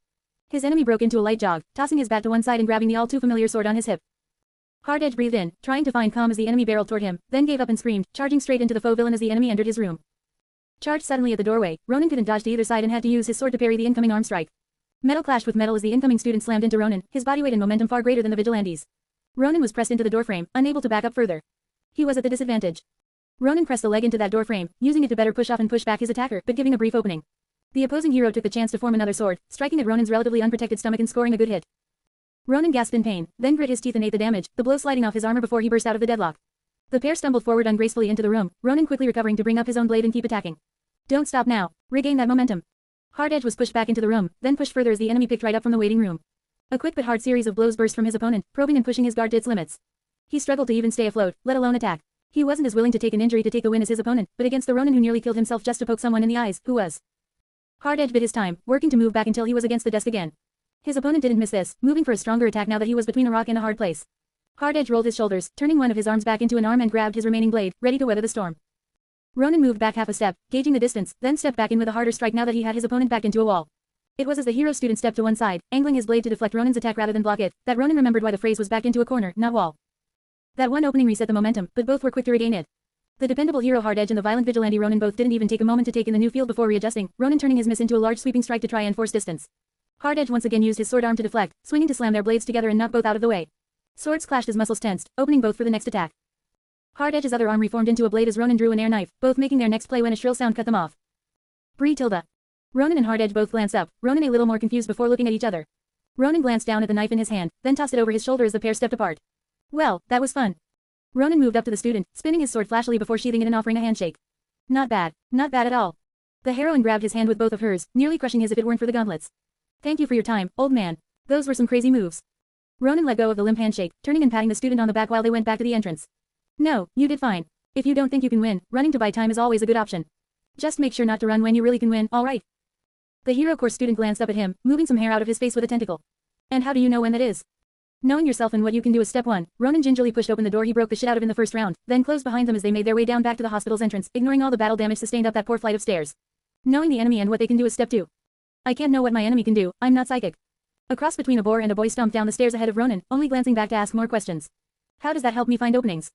It's something to practice, Ronin corrected as they got to the first floor, walking the main hall past destroyed lights and carved up walls. Nobody starts good. But that flip you did was sick. A spectral wing formed just to clap Ronin on the back, then disappear back into the aspiring heroine.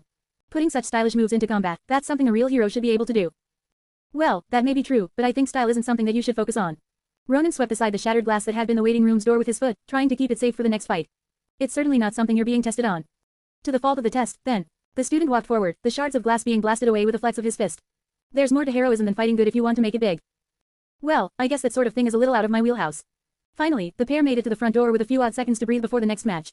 Ronin would have held open the front door, but a certain boorish student ran it over several matches before. Your homeroom teacher can give you better advice than I can. PSH, only if you give up. The heroine adjusted her glasses, smiling confidently despite the one-sided ass whooping their fight had devolved into.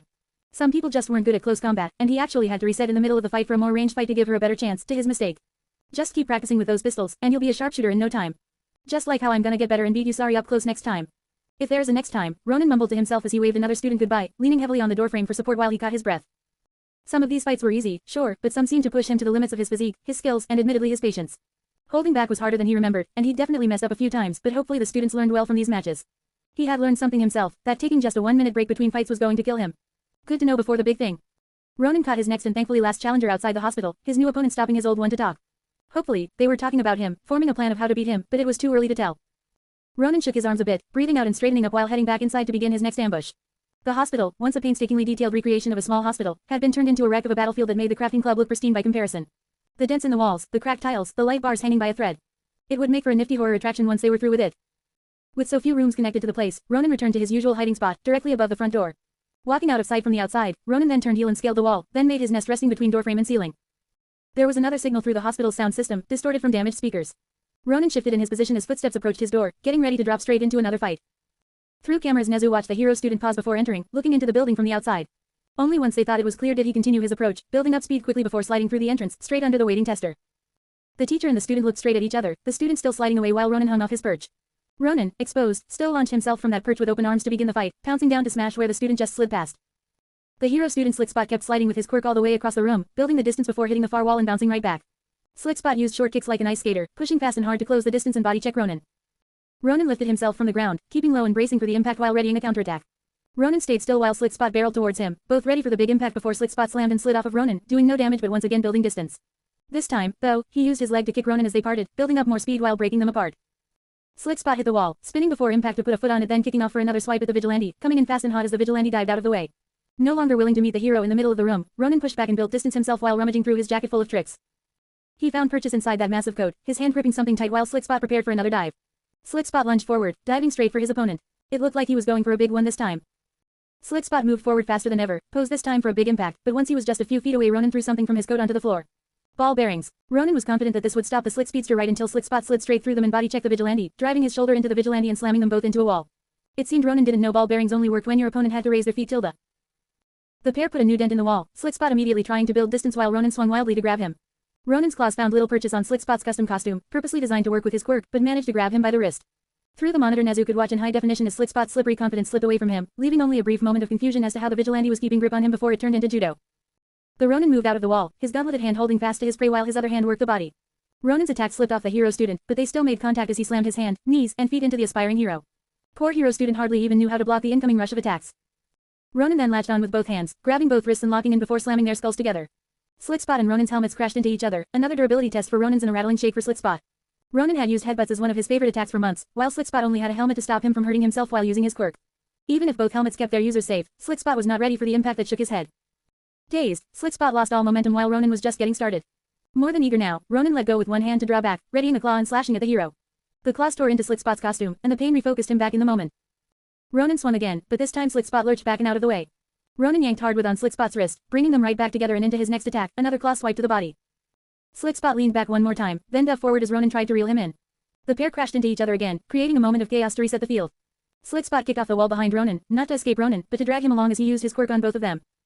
In a moment they'd gone from a standstill to full speed, Ronin barely able to stand on his feet as they slid along the hospital waiting room. His feet slipped off the floor, unable to grip anything on their own, right until he was slammed back first into the far wall. Slick Spot grabbed Ronin's one arm with both hands, pushing off the wall again to pick up speed straight towards another wall. They approached quickly, giving Slick Spot mere moments to turn their approach into a quick spin before slamming Ronin into the wall. Again, Ronin tried to catch himself with now 3 limbs, but against Slick Spot's quirk it was in vain.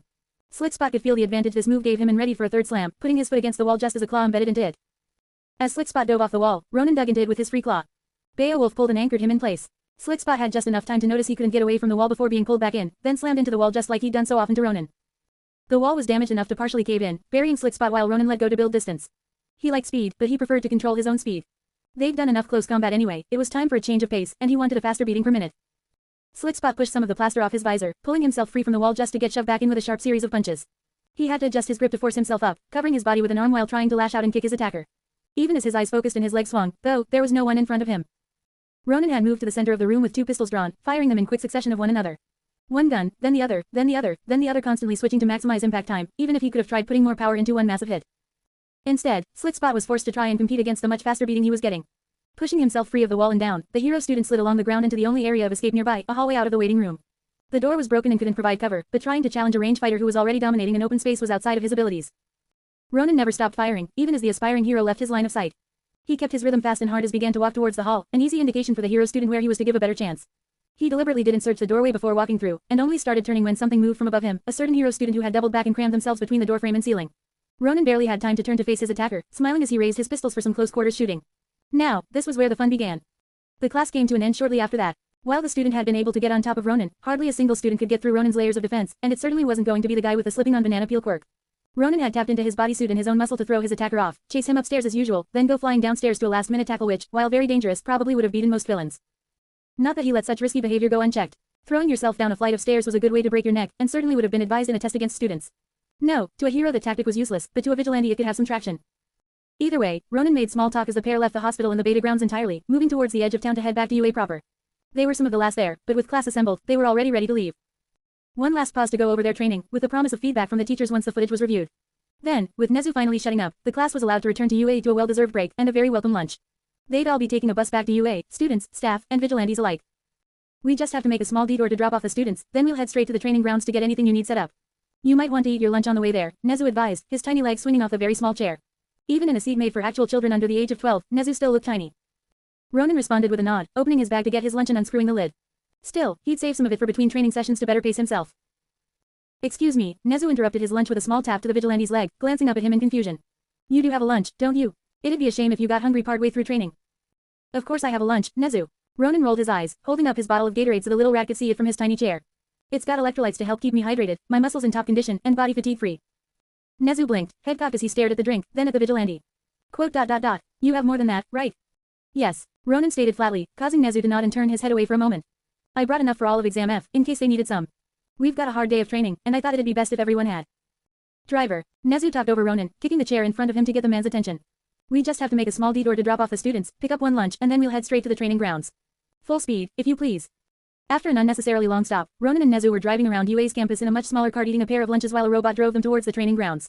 Maybe Nezu was extra hungry, but Ronin was sure his lunch would have been more than enough for him. But he still took the chance to ask a question that kept slipping his mind until now.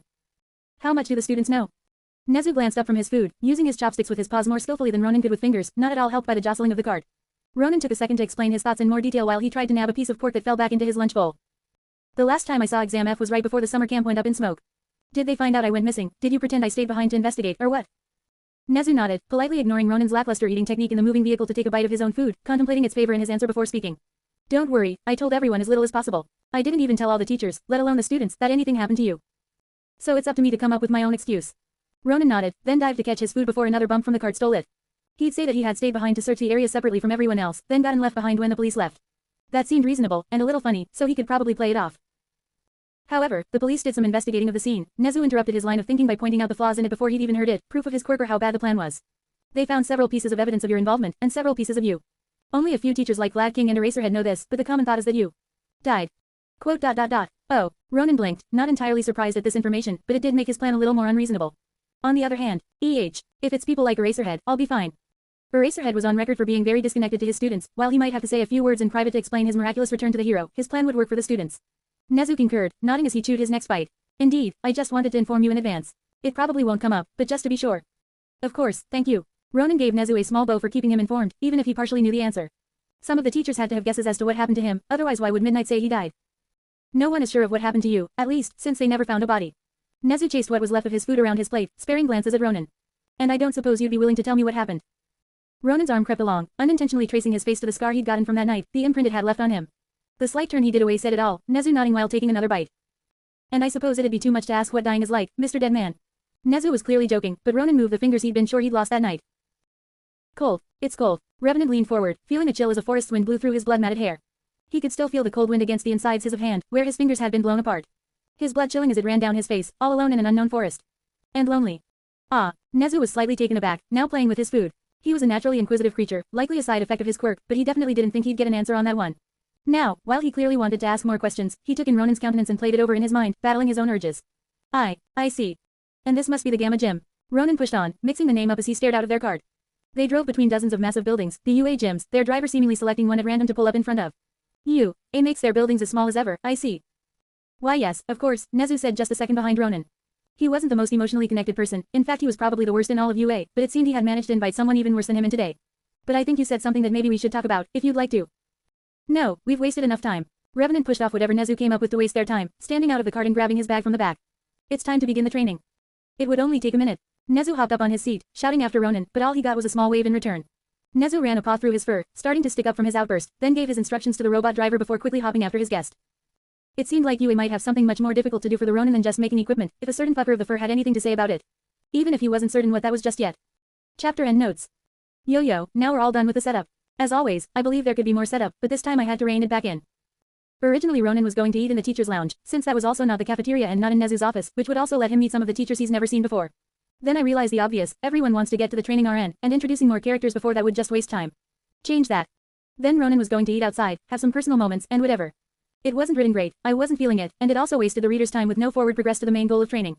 Cut that. I'm not sure I can phrase it, but I think it's best when the secondary moments come by helping the main goal.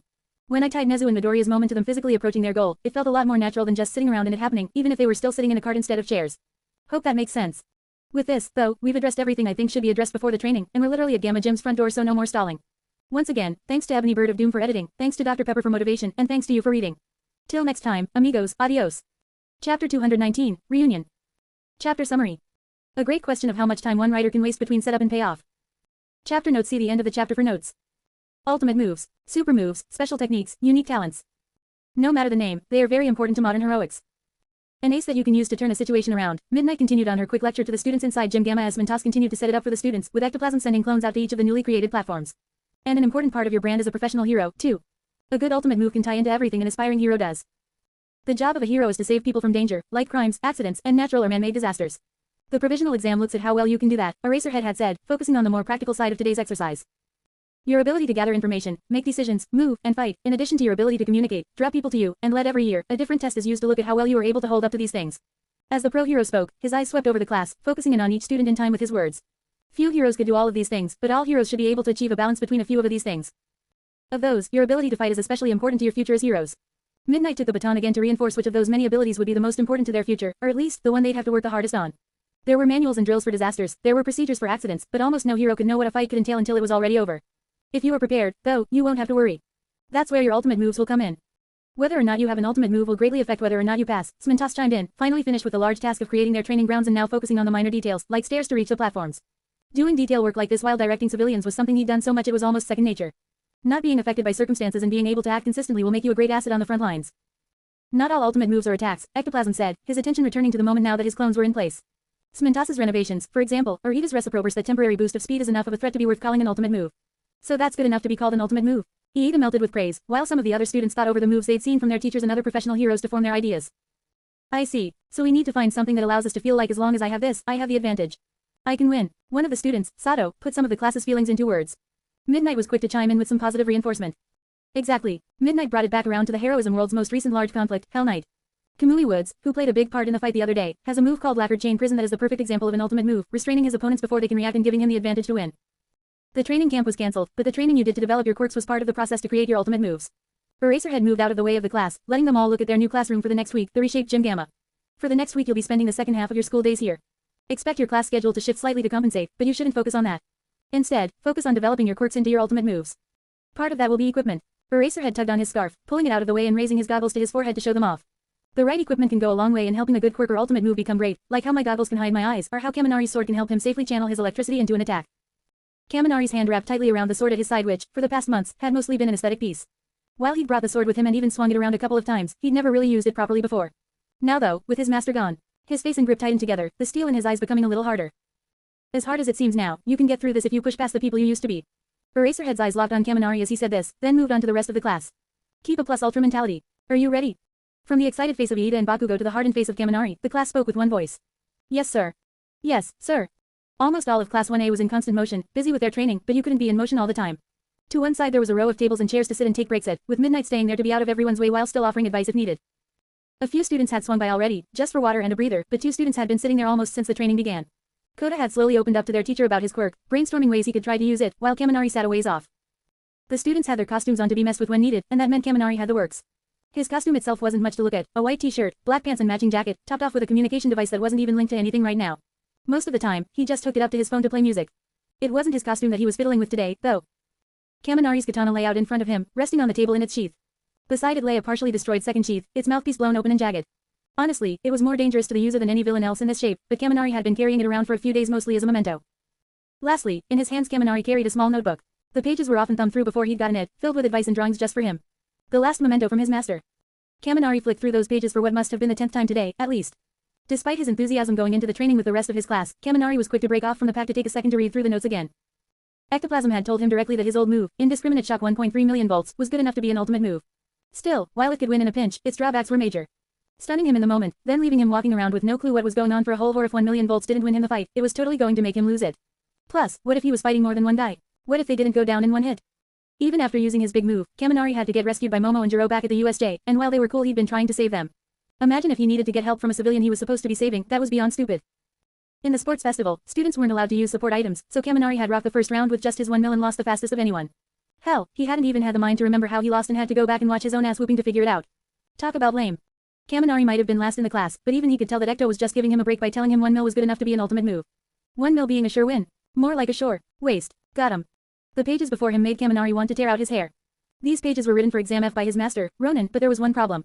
Even if these pages were meant for him, it wasn't meant for him to read. He seriously couldn't understand a lick of this stuff. The pages talked about different muscle groups, about twitch reflex and practice reactions. Questions about his quirk that Kaminari couldn't answer. Fancy shit that he couldn't even imagine himself ever pulling off. So, this is what they meant when they said pearls before swans. Kaminari stared at the first page for the umpteenth time, the page he'd been stuck on for so long. This page, this entire book, this entire legacy, it was beyond him. He glared at the page, frustrated. At the words for being so complex, at the water he must have spilled onto its pages, at himself for not getting any of this. He barely noticed the tears as he tried to wipe them off his notes, scowling to himself in his own world. How could he possibly measure up to his master? So caught up in that world, he didn't notice anything outside. The occasional glances from other students as they gradually noticed him. Eraserhead's slow approach and hesitation, cut off by a gentle yet firm movement from Midnight as she approached the young man. Midnight moved to interrupt Kaminari as casually as she could, bringing more water for him and placing it in front of him. Hey there, Kaminari, how goes the notes? Almost all of UA's staff who was in the know about Ronin knew about the notes. Midnight, with her long-standing grudge, had been there to personally sift through them. She was glad to see Eraserhead had done the right thing and passed them on to the students, but she was more than a little worried seeing Kaminari's reaction. Oh, teach that quote. Kaminari's reaction to seeing her was to straighten up, smiling and finally noticing the tears running down his face. He ran a hand through his hair, unsubtly wiping his eyes on his sleeve. It's going. I'm sure it is. Midnight sat down in the chair next to Kaminari, glancing over his notebook without touching it. Seeing just how intricate it was, raised her eyebrow by a tick. And, wow, that's complicated. Of course, it's my master's. Kaminari had a small smile, but just saying the words was like touching an old wound, especially when he remembered what he'd just said was wrong. Well, I mean it was. Kaminari. Midnight cut off his worries with a gentle hand on his, snapping him back in the moment. I don't think Ronin left you these notes because he wanted you to beat yourself up. But I'm supposed to understand this. Kaminari opened up, showing some of the frustrations that were sparking inside him by gesturing towards the notebook. It was made for me. It was made to help me get better. How am I supposed to follow it if I don't understand any of it? How can I? Kaminari closed up again, biting off his last question. I think this was meant to help you get better, but it was meant for Ronin, not you. Midnight placed a tissue between them, keeping her eyes focused on Kaminari the whole time. Didn't Ronin teach you before? Did he try to teach you in ways you couldn't understand? Kaminari thought back to the days spent training with Ronin. Wading through the water with Kirishima, sparring in UA's halls, practicing just walking back and forth across a gymnasium just like this one. When Ronin started something, it seemed completely random, but once he asked, Ronin would always explain how it was supposed to help. The water helping his foot placement and movement, the sparring his maneuverability, and walking back and forth increasing his control over his quirk. Ronin might have used unconventional lessons, but the goal was never to confuse Kaminari. If Kaminari had any questions, Ronin would always try to explain what was happening so he could understand. His master never would have tried to make something Kaminari couldn't understand. Ronin had given him many unconventional lessons, but now as Kaminari waded through his memories, he found the key to the notebook in those past training sessions. The first and most fundamental lesson he'd ever been taught, reinforced across every training session they had. With reinforced vigor, Kaminari opened the notebook, focusing on the first page. Just the first page. It was supposed to be notes over what Kaminari could already do. Some of the words were crossed out, the handwriting was sometimes sloppy, but he could read the words. And that meant someone else could read the words, too. With his renewed mind, Kaminari made sure one last time of what he already knew. This stuff was complicated. This stuff was beyond what he could understand. But, Sensei, Kaminari spoke with a soft voice, his hand still shaking as used Ronin's first lesson and turned toward Midnight. He offered the notebook to her slightly, turning it towards her so she could better see it. I don't understand this stuff. Could. Kaminari felt his words getting a little caught in his throat, but with a little encouragement from Midnight he took a deep breath and carried on. Could you help me understand it? Midnight blinked a little in surprise, but smiled brighter anyways. Of course, sweetie. Placing the notebook between the two of them, Kaminari moved back a smidge so they could both try to read it. Even now, when missing Ronin, his master's first words rang true. Ask for help. Aizawa watched the students from the doorway, nodding to himself as he watched Midnight work with Kaminari. Calming him down, establishing a bridge, addressing an issue. It was simple stuff, but it hadn't come up in Eraserhead's heroics training. Everyone's working hard, huh? Aizawa was pulled from his thoughts as someone spoke from the front door, a blonde skeleton with a few bandages, even weeks after his last big fight. All Might, what are you doing here? Right now, I am. All Might pushed through the door, bulking up just to give Aizawa a cheesy thumbs up. Here even though I wasn't asked to be, because I have nothing else to do today. Well, how about focusing on your recuperation for a start? Aizawa kept his face blank as All Might shrunk down to his normal size with a puff of steam. This scrawny skeleton was the former number one's new normal. To prepare for this semester, if nothing else. I am a little excited. This is the class for ultimate moves, right? There's no way I want to miss this. Toshinori let the door swing shut behind him, cutting off the view of a small cart pulling up to the building as he moved up to Aizawa. I am a teacher after all. Aizawa nodded, not quite disbelieving but neither agreeing. As long as you don't push yourself too far. I think I'll leave it to the students to go plus ultra today. Toshinori rubbed the back of his head, chuckling at the lame joke as the two looked over class 1A. Making ultimate moves already. How have they been doing so far? A loud explosion that rang across the gym spoke for the class. Drawing the attention of Aizawa and Toshinori, Bakugo flew through the air and crashed into a rock wall, cracking it in two with several massive explosions. He stepped back, speaking to himself as he flexed his hands, then turned towards the front of the building to holler. Too many hits. Smintos, give me another wall, and make it sturdy, damn it. He's amazing. Toshinori couldn't help but admire as ectoplasm spat out a white, Aizawa nodding in agreement as the cloud formed into another clone on Bakugo's platform. Yes, he'll definitely get even stronger. Aizawa looked at the rest of the class, catching their gazes in the pause between their trainings. Most of the class focused on Bakugo in amazement, stopping their own training for a second to talk to one another. Just flying with his explosions was good enough. Most would consider it an ultimate move, but for the boy bomber, it was just how he moved. His gauntlets, his technique, his ability to throw himself into danger and stay calm, he was a natural hero. Too weak. Damn it. Smintos. If only he could do something about his personality. Maybe staying calm was too strong a phrase. Katsuki shook his hands to cool them down, moving around his platform while taking quick sharp breaths. He was in great form today, keeping his massive grenade gauntlets off to go as fast as possible with just his gloves, and so far it was going good.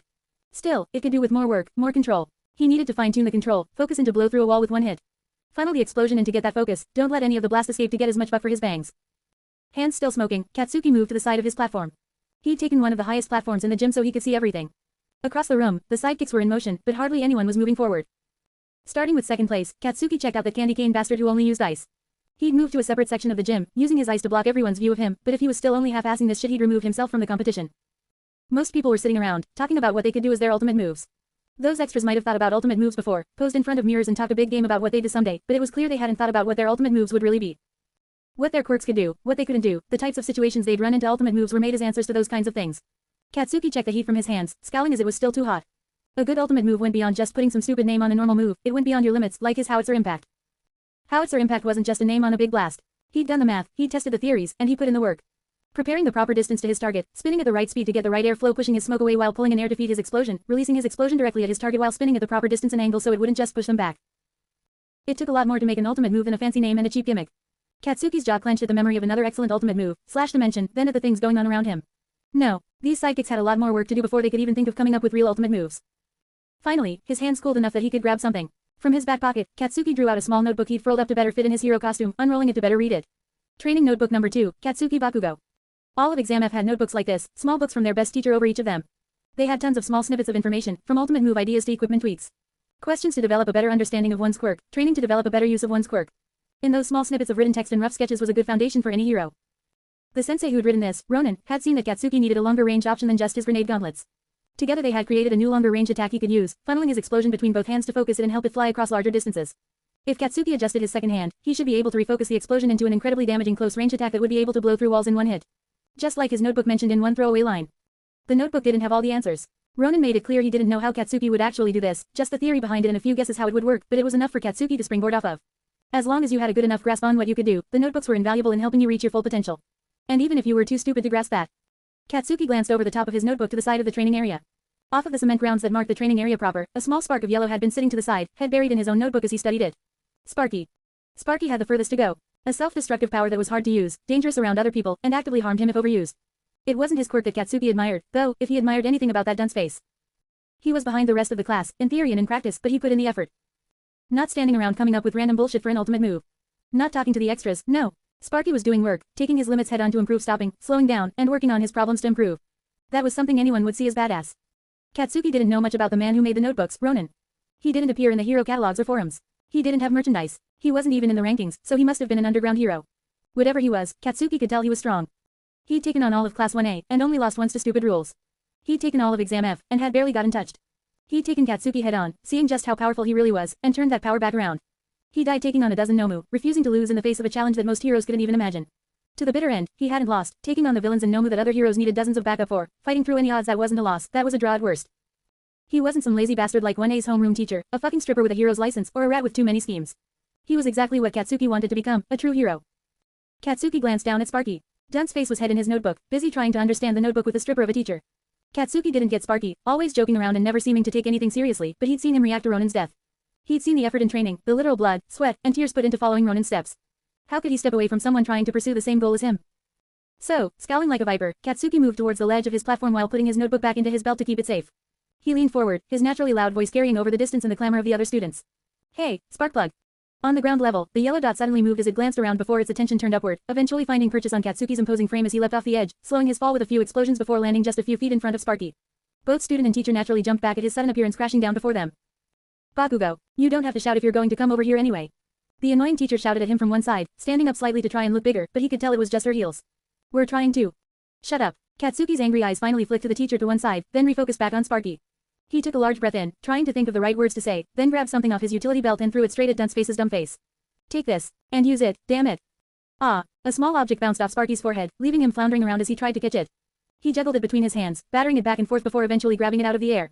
He held it up confidently despite his fumbling, smiling confidently despite his mess-ups, then shifted to a more confused expression as he tried to figure out what exactly hit him in the forehead. Quote. What is this? It's a pen, Dunceface. Katsuki spoke to Sparky as he usually would now, shouting at him to get the point through his skull. If you're trying to figure out what Ronin left you, at least write it down so you can remember it. Take notes. Then, study it back when you're done. Katsuki surged forward, slamming a sizzling hand on the table hard. Smoke drifted up as his sweat caught flame from his intensity as he leaned forward, locking eyes with Sparks. You got that. Sparky blinked back at him, holding his notebook tight to his chest to guard it from Katsuki's smoldering hand and taking a few seconds to actually think before answering it. But I don't want to write over Ronin stuff. Then use the spare pages in the back. Katsuki turned back to the training platforms, stomping on his way to his section. He flexed his hands, creating a few small pops before launching with his signature explosive style. The explosions carried him easily back up to his platform back at the top, alongside his wall. He worked his shoulders, casually glancing back at Sparky for a second as he stared at the pen in his hands before finally putting it to use. With that niggle in the back of his head gone, now he could focus on what was most important, himself. The wall stood tall again. His hands were running hot from the flight up here. Katsuki couldn't help but smile as he walked towards the wall, planting his feet and raising his hands. One open palm, one wrapped around to focus the blast. Katsuki checked his hands, then raised his arms and braced before heating up his hand, creating a large explosion with just one hand. The explosion nearly blasted his hands apart, distorting its focus and turning what could have been a precise shot into another wave of pain. Good for beating the shit out of villains, but the wall weathered his blast with hardly a scratch. TCH, too weak. Katsuki placed his hands together again, this time forcing them together harder. He took careful aim center mass, then heated up his hand, keeping his arms flexed. Again, a large explosion was launched from one hand, so powerful it forced his hands apart, but this time he mitigated some of the damage by pushing his hands together. The hand that rocked back was pushed forward, while the hand that was shoved forward was yanked back. His shoulders strained against his own force, and again, the explosion diffused.